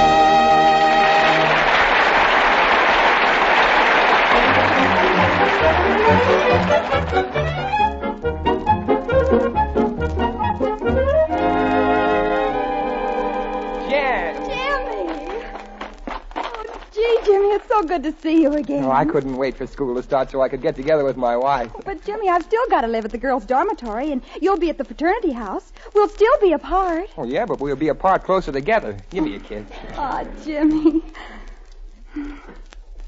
Did you have a good trip with your folks? Well, I tried to pretend the trip was a honeymoon, but believe me, without a wife, a honeymoon is nothing. Mr. Lewis, I've got news for you. I love you. Mrs. Lewis, I got news for you. Likewise. Here, hey. Break it up. Hello, Professor Mitchell. Oh, hi, Mitch. A fine way to start out the fall semester. That kiss had a just married sign all over it. Oh, but nobody knows. Except you, Mitch. Oh, even our own folks don't know we're married. I hardly know it myself. Well, see that it stays that way. Because the heat is on. What do you mean? Yeah, what's the matter? There was a faculty meeting just this morning to discuss ways and means of discouraging marriage on the campus. Well, what can they do to us? Well, they can take away your scholarship, for one thing. Oh, gee. And the order has gone out to toughen the curriculum for all undergraduates who are too interested in romance. Toughen the curriculum? I'm barely squeezing through now. Take my advice, Einstein. A little more squeezing with your classwork, a little less squeezing with your wife.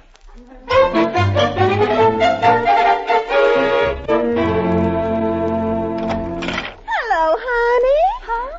I'll just bet you're going to be my little old roommate in this little old dormitory. Are you assigned to room 323? I sure am, honey. Oh, I can see we two are just going to get along like two little old bees in a little old hive. My name is Molly Belle Oglethorpe, and I'll just bet you can't guess where I'm from. Massachusetts?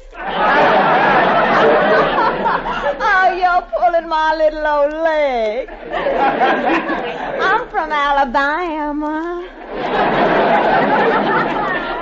I don't think you're going to like the winters up here. Oh, well, I'll keep nice and warm in this Angora sweater. It's so fuzzy and wuzzy. Yeah. Oh, honey, I just love this little old university. The boys are so cute. You, like boys, huh? Oh, I'm just crazy about them. I think they're the cutest little old things. Why, back home in Alabama, some of my best friends are boys. Oh, Beth. Well, I might as well unpack my things. Which closet do you want, Molly Belle? Oh, well, I've been meaning to talk to you about that. You know, I had to bring up so many dresses and shoes and evening gowns. You took both the closets. How'd you guess? Well, what am I supposed to do, live out of a suitcase? I just knew you wouldn't mind.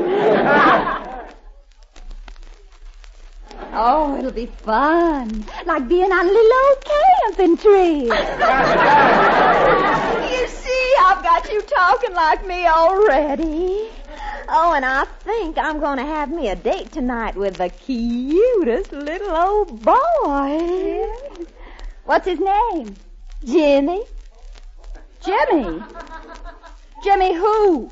Well, I don't rightly know his last name, but he is such a little old gentleman. I met him over at the gymnasium while we were signing up for our fall schedules, and I registered for one subject just so I could be near him. What is this class you're taking together? Oh, well, it's some awful scientific subject I'll never pass it unless Jimmy helps me get through. It's called, Asiatic mammals. Asiatic mammals? Mm-hmm. Oh, that's going to come in real handy in later life. All I care about is being near this little old boy. When I look at him, my heart just goes pity-pat. Well, if it's who I think it is, it's going to be Pity Jimmy when I pat him.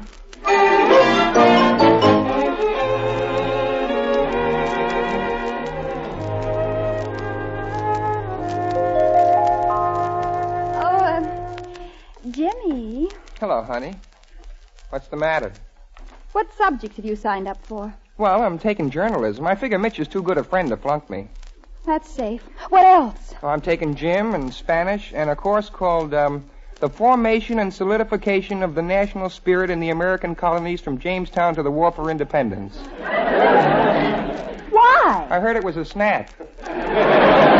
They say if you can remember the name of the course, you can pass the final exam. But why do you need it? Jan, with me, it's not a question of do I need it. It's can I pass it. You aren't by any chance signed up for a course called Asiatic Mammals? Yeah. Yeah, how'd you guess? Well, I figure sometime I might go to Asia, and I might meet a mammal. We'd have things to talk about. I've already met a mammal. Only she's not from Asia, she's from Alabama. Oh, you know Molly Bell? She's living in both my closets. Molly Bell happens to be my roommate. She is? And she let me in on a little secret. She likes you. She does? Jimmy, do you like her? Well, she's a girl. I don't know if I like my husband noticing that people are girls. Well, you can't hope noticing with Molly Bell. She's unmistakably all girl. Jimmy Lewis, I'm disappointed in you. Well, what have I done? Well, the first Angora sweater that goes by, you lose your sense of... Jimmy! Huh? There's fuzz on your herringbone! I didn't shave this morning. Look at your hard coating. It's the fuzz from an Angora sweater. Jan, honey, you don't think for 1 minute that What do you expect me to think? Well... And I know perfectly well what you're thinking. How can you know what I'm thinking? I don't even know what I'm thinking. Oh, I tell you, honey, I love you. I'm your husband. I wouldn't even look at another girl. Oh, why shouldn't you look at another girl? You're a man, aren't you? Well, I might just look. That's what I thought. What am I supposed to do when Molly Bell comes slinking up to me? Oh, she slinks, does she? Oh, yeah, 3 speeds forward and no reverse. Jimmy Lewis, this proves it. The honeymoon is over. Huh? Just because we're married, you think you can treat me like a wife.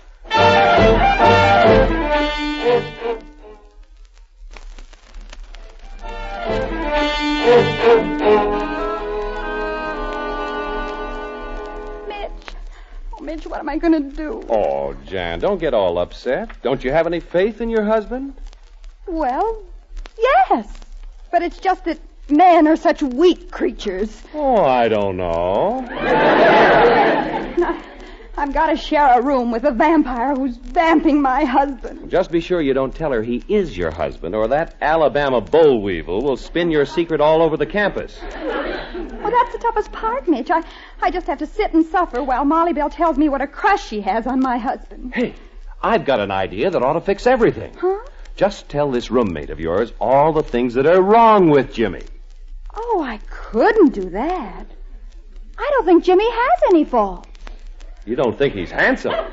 Oh, he's as handsome as a movie star. Well, maybe, if you mean he's got the physique of Frank Sinatra. Ears like Clark Gable, the face of Bugs Bunny, and the personality of Lassie. But don't get me wrong, I like him. Well, he's smart. Smart? Whenever I read his examination papers, I'm convinced there's nothing in his head but empty Coke bottles. But that's not true. Maybe not, but that's the best way to throw Molly Bell off the track. Show her that Jimmy is about as appealing as a turkey egg and half as romantic. Well, I guess you're right, Mitch. It's going to be tough to run Jimmy down, but I'll try. Mitch, this is going to be a fight to the finish. It's me or that Alabama mammal.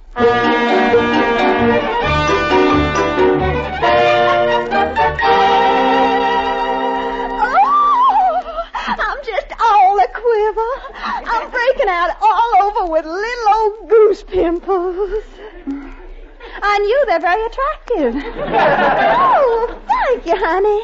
Oh, I've just left my little old Jimmy, and he does things to me. Oh!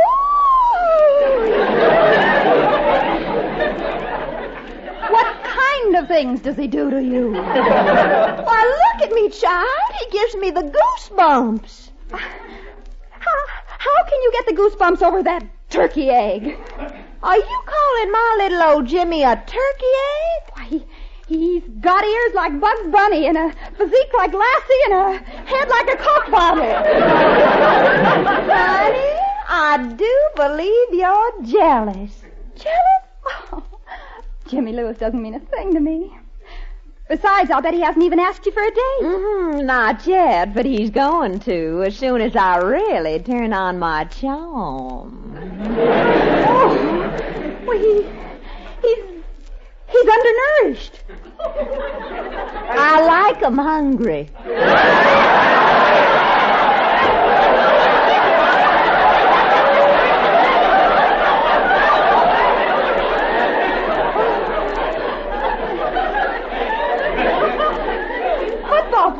Football players, that's what I go for, athletes.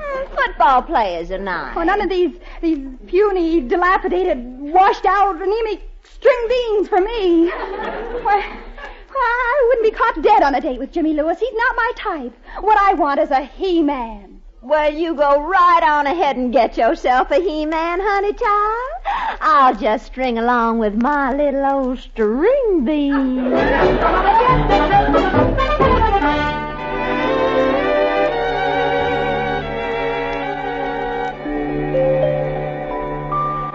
Oh, Jimmy. Please, Molly Bell, you're mussing up my hair. Jimmy boy, don't you find me attractive? Yeah, you're attractive, all right, Molly Bell. Well, I've got to be going. Have you noticed this perfume I've got on? Yeah. Yeah, I sure have. It's irresistible. Yeah, it sure is. What's the matter? You're shedding on my T-shirt. Well, don't you like my little old Angora sweater? Well, the fuzz gets in my nose. Well, if you don't like this little old sweater, I'll just take it off. No, don't do that, Molly Bell, don't. Molly Bell, there's something I gotta tell you, something you should know. Yes, Jimmy, honey. Molly Bell, I'm took. Took? Engaged, sort of. Not really, but, well, you see, I like your roommate, Janet Shaw. What? Well, what's so funny? What are you laughing at? Oh, you'd laugh, too, if you knew some of the things she says about you. What did she say? She called you a little old string bean. Jan said that? Right to my face. She said you were flimsy, puny, washed out, dilapidated, and anemic. Well, I'm not so dilapidated. Janet thinks you are. Oh, she does, huh? Oh, she doesn't go for your type at all. She likes he-men, the athletic kind. She never told me. She just didn't want to hurt your little old feelings. Jan likes football players. Well, if I wanted to, I could be a football player. I could make the team. But, Jimmy, honey, you're just a little old featherweight. Muscle isn't everything. I'll go see Coach Smith, and I'll make him put me on the squad. I can be in the backfield, or a roving end, or a tackle, or a guard, or even a center. Oh, sure you can. And I'll be in the stands cheering for you. Why, honey, you can be another Joe DiMaggio.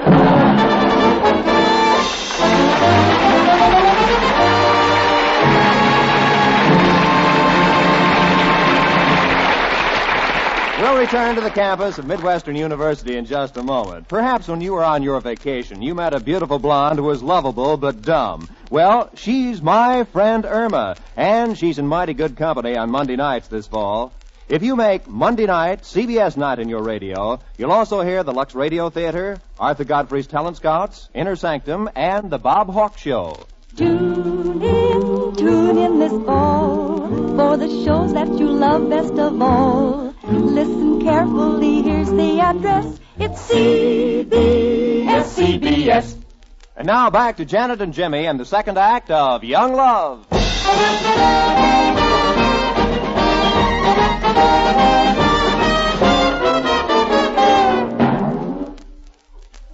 You want to go out for football? Well, that's right, Coach Smith. It's very important to me. I gotta make the team. Why don't you lie down in the street and get run over by a truck? You can break just as many bones and you won't have to train so hard. Well, I may not look it, but I'm quite an athlete. You ought to see me play ice hockey. We'll find a place for you the minute we start playing football on skates. Oh, Coach, you can't talk me out of it. I got my heart set on playing football, and you've at least got to let me try out. Well, what's your name? James Lewis. You never make the grade. Why not? Your name isn't long enough. To be a successful football player, you've got to have a name like Krakowski or McElhenney or Midwestern's own great star, Winchakowitz. What about Sammy Baugh and Red Grange? Oh, a clever one. Well, come on, Lewis. Let's see how much you weigh. Step on the scales.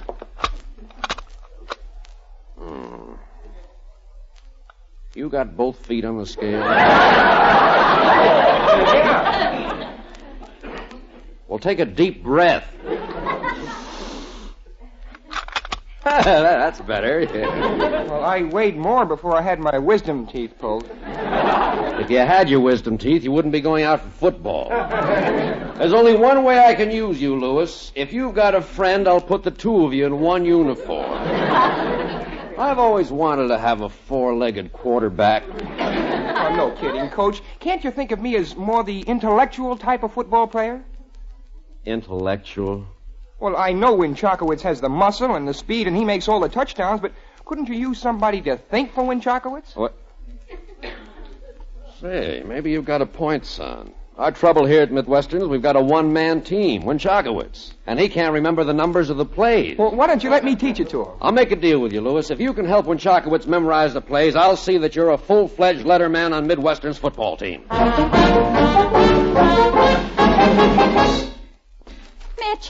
Mitch, listen. You've got to get him out of it. You've got to stop him. He'll be killed. Now, calm down, Jan. Relax. You get out on the football field with those 250-pound tackles and those 300-pound guards. If they just fall on him, he'll never be the same. Coach Schmidt wouldn't let him carry the ball if every other man on the team had his leg in a cast. Jimmy can't carry a cafeteria tray without spilling his soup into his ice cream. Jimmy has only one job to do. Coach Schmidt told me it's your husband's responsibility to teach the plays to Winchakowitz. And, lady, that's like teaching trigonometry to a muskrat.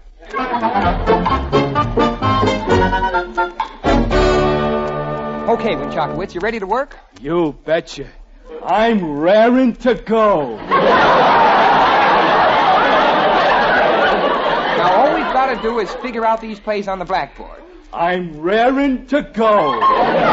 Swell. Now, look, Winchakowitz, each play has a number. Take number 14. You know what happens on that play? I take the ball and run for a touchdown. No. Well, yes, if you can. But you see, even-numbered plays go off the right side of the line, and odd-numbered plays go off the left side of the line. Now, how would you play number 14? I take the ball and run for a touchdown. Listen, Winchakowitz, number 14 is a line plunge off right guard. We use a balanced 7-man line, T-formation backfield. The ball goes to the quarterback, he fakes a pass to the left end. But the right halfback takes the ball in the Statue of Liberty play, while our blockers open up a hole between right tackle and right guard, and when that hole is opened up wide, the halfback laterals to you. And I take the ball and run for a touchdown. Yeah, how'd you know? Oh, that's because I'm raring to go. I can see that. Now tell me, Winchakowitz, do you remember the jam pile play number 73? The quarterback pretends to muff the pass from center, and the backfield makes a jam pile to fake a recovery of the ball. But this is just to confuse him. I'm confused. Actually, the quarterback passes a short lateral to left half, who fades back for a long pass to you. And I take the ball and run for a touchdown. Well, I don't know what Coach Schmidt is so worried about. You know all the plays.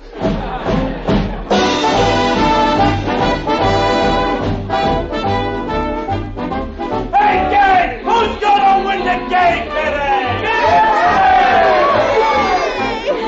Oh, this football rally is more fun than a fish fry. And just think we're going to see my little old Jimmy. Her little old Jimmy. Now, listen, we got to sit together in the stadium, honey, so you can explain who does what to who. Oh, sure, Molly Belle.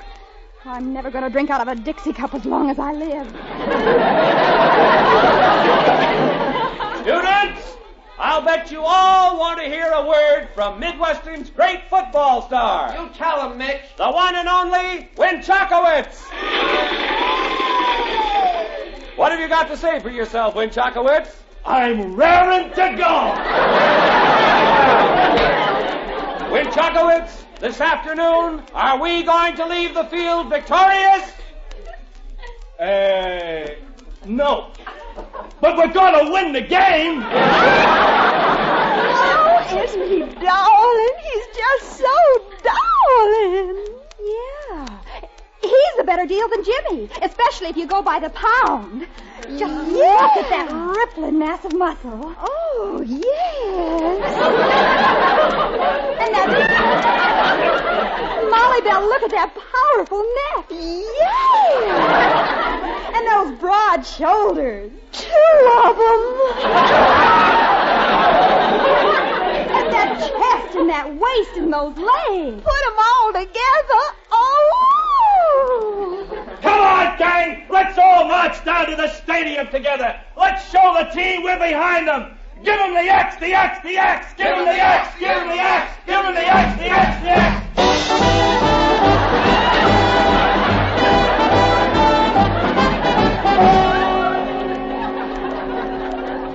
Well, team. Yeah, Coach?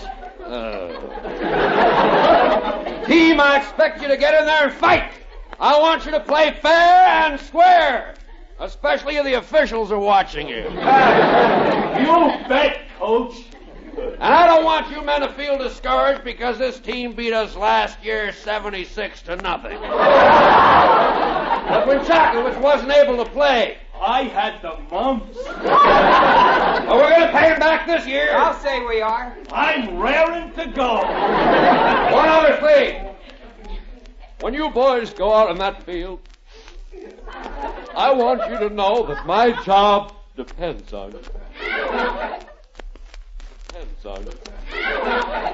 They've told me if Midwestern doesn't come out victorious, your old coach can start looking for a job. Don't worry, Coach. We won't let you down. No, sir. Oh, Coach, am I in the starting line? Lewis, if I put you in the starting lineup, I couldn't get a job coaching croquet in a mental institute. All right, then! Get out of that field and fight!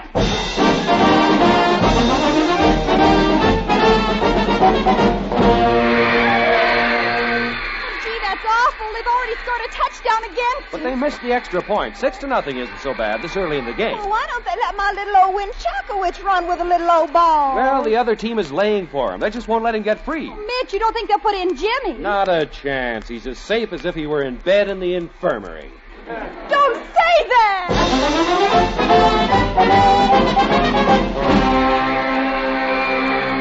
Oh, why does that mean little man in the striped shirt keep walking back with the ball? It's another penalty on Midwestern. Winchakowitz didn't wait till the ball was snapped. Oh, Brudelmeister fumbled. Oh, they've got the ball. He's in the clear. Oh, another touchdown. Hooray! Hooray! Molly Bell, what are you so happy about? Well, who got the touchdown? I gave you 2 guesses, honey, and it wasn't us.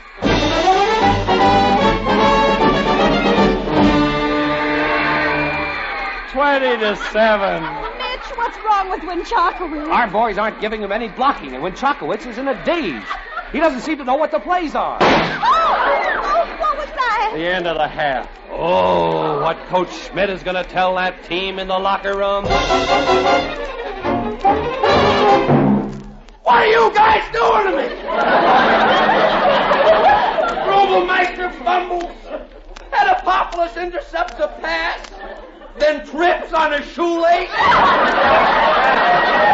I look out on that field and I think there are 22 men on the other team. Just me alone on that bench fighting for Midwestern. Well, I'm right there beside you, Coach. Yeah. And Winchakowitz, don't you know a single play? The officials like it better if you wait until the ball is snapped. 75 yards we've lost from backfield in motion. I can't help it, Coach. I'm raring to go.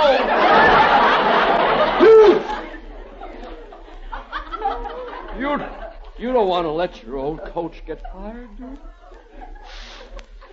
You don't want to see me hungry, begging in the streets? No. Well, get in there. Let's happen with the game. Wait.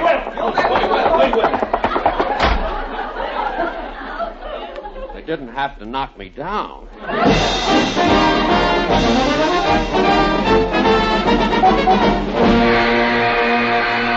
That's more like it. 21-20. We could still win this game. Oh, but look at the clock, Mitch. There's only a minute left to play. Oh, I'm going out and get some popcorn. Oh, how can anybody eat popcorn at a time like this? Timeout for substitutions. Look down there. They're sending in a midget. That's not a midget. That's Jimmy. Jimmy? Jimmy? They can't be that desperate. Coach Schmidt must be out of his mind. Oh, he'll be crushed. If one of those tackles hits Jimmy, he'll fall apart. Hey, that's a funny formation. Jimmy's standing in back of Winchakowitz and hanging onto his belt. Oh, it's the jam pile play. Winchakowitz has got the ball. Oh, no, he's fumbled it. Oh, look at all those fellas all falling down on top of themselves. Jimmy, where's Jimmy? Oh, he's in that pile somewhere. Oh, there he is, lying right in the goal line. He's dead. No, he's just unconscious. They're rolling him over. Well, look, he's lying on the football. It's impossible. I can't believe it. The string bean has made a touchdown!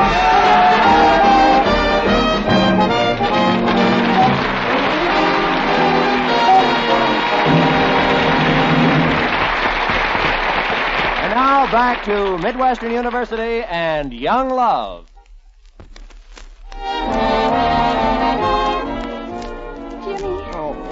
Jimmy, can you feel? Can I feel what? Well, can you feel your stomach? No, but somehow I think it's just as well. Oh. Jimmy, I'm so worried about you. Don't be upset, honey. The coach says I'll be out of this infirmary in a week. Well, why did he have to send you into the game? He said I was expendable. And he wanted somebody to hang on to Winchakowitz until the play was called and then point him in the direction he was supposed to go. I guess you surprised everyone with that touchdown. What touchdown? Well, you won the game. I did? Well, didn't you know? Somebody slammed me in the stomach and then the lights went out. Oh, you fell on the ball. You're a big hero. Well, what do you know? I guess I proved it to you, honey. I'm not so anemic. I can be the football type. Oh, Jimmy, I just said those things so Molly Bell would stop chasing you. Now she's a creep. Well, now she's creeping all over Winchakowitz. No. She likes his shoulders. They're so beefy. You like his head. That's beefy, too. They've got a date tonight. Can you imagine what their date is like? I can just picture it. She's probably saying, "Oh, Winchakowitz, honey, I just love your little old eyelashes. How would you all like to go down by little old Mirror Lake in the little old moonlight?" I'm raring to go.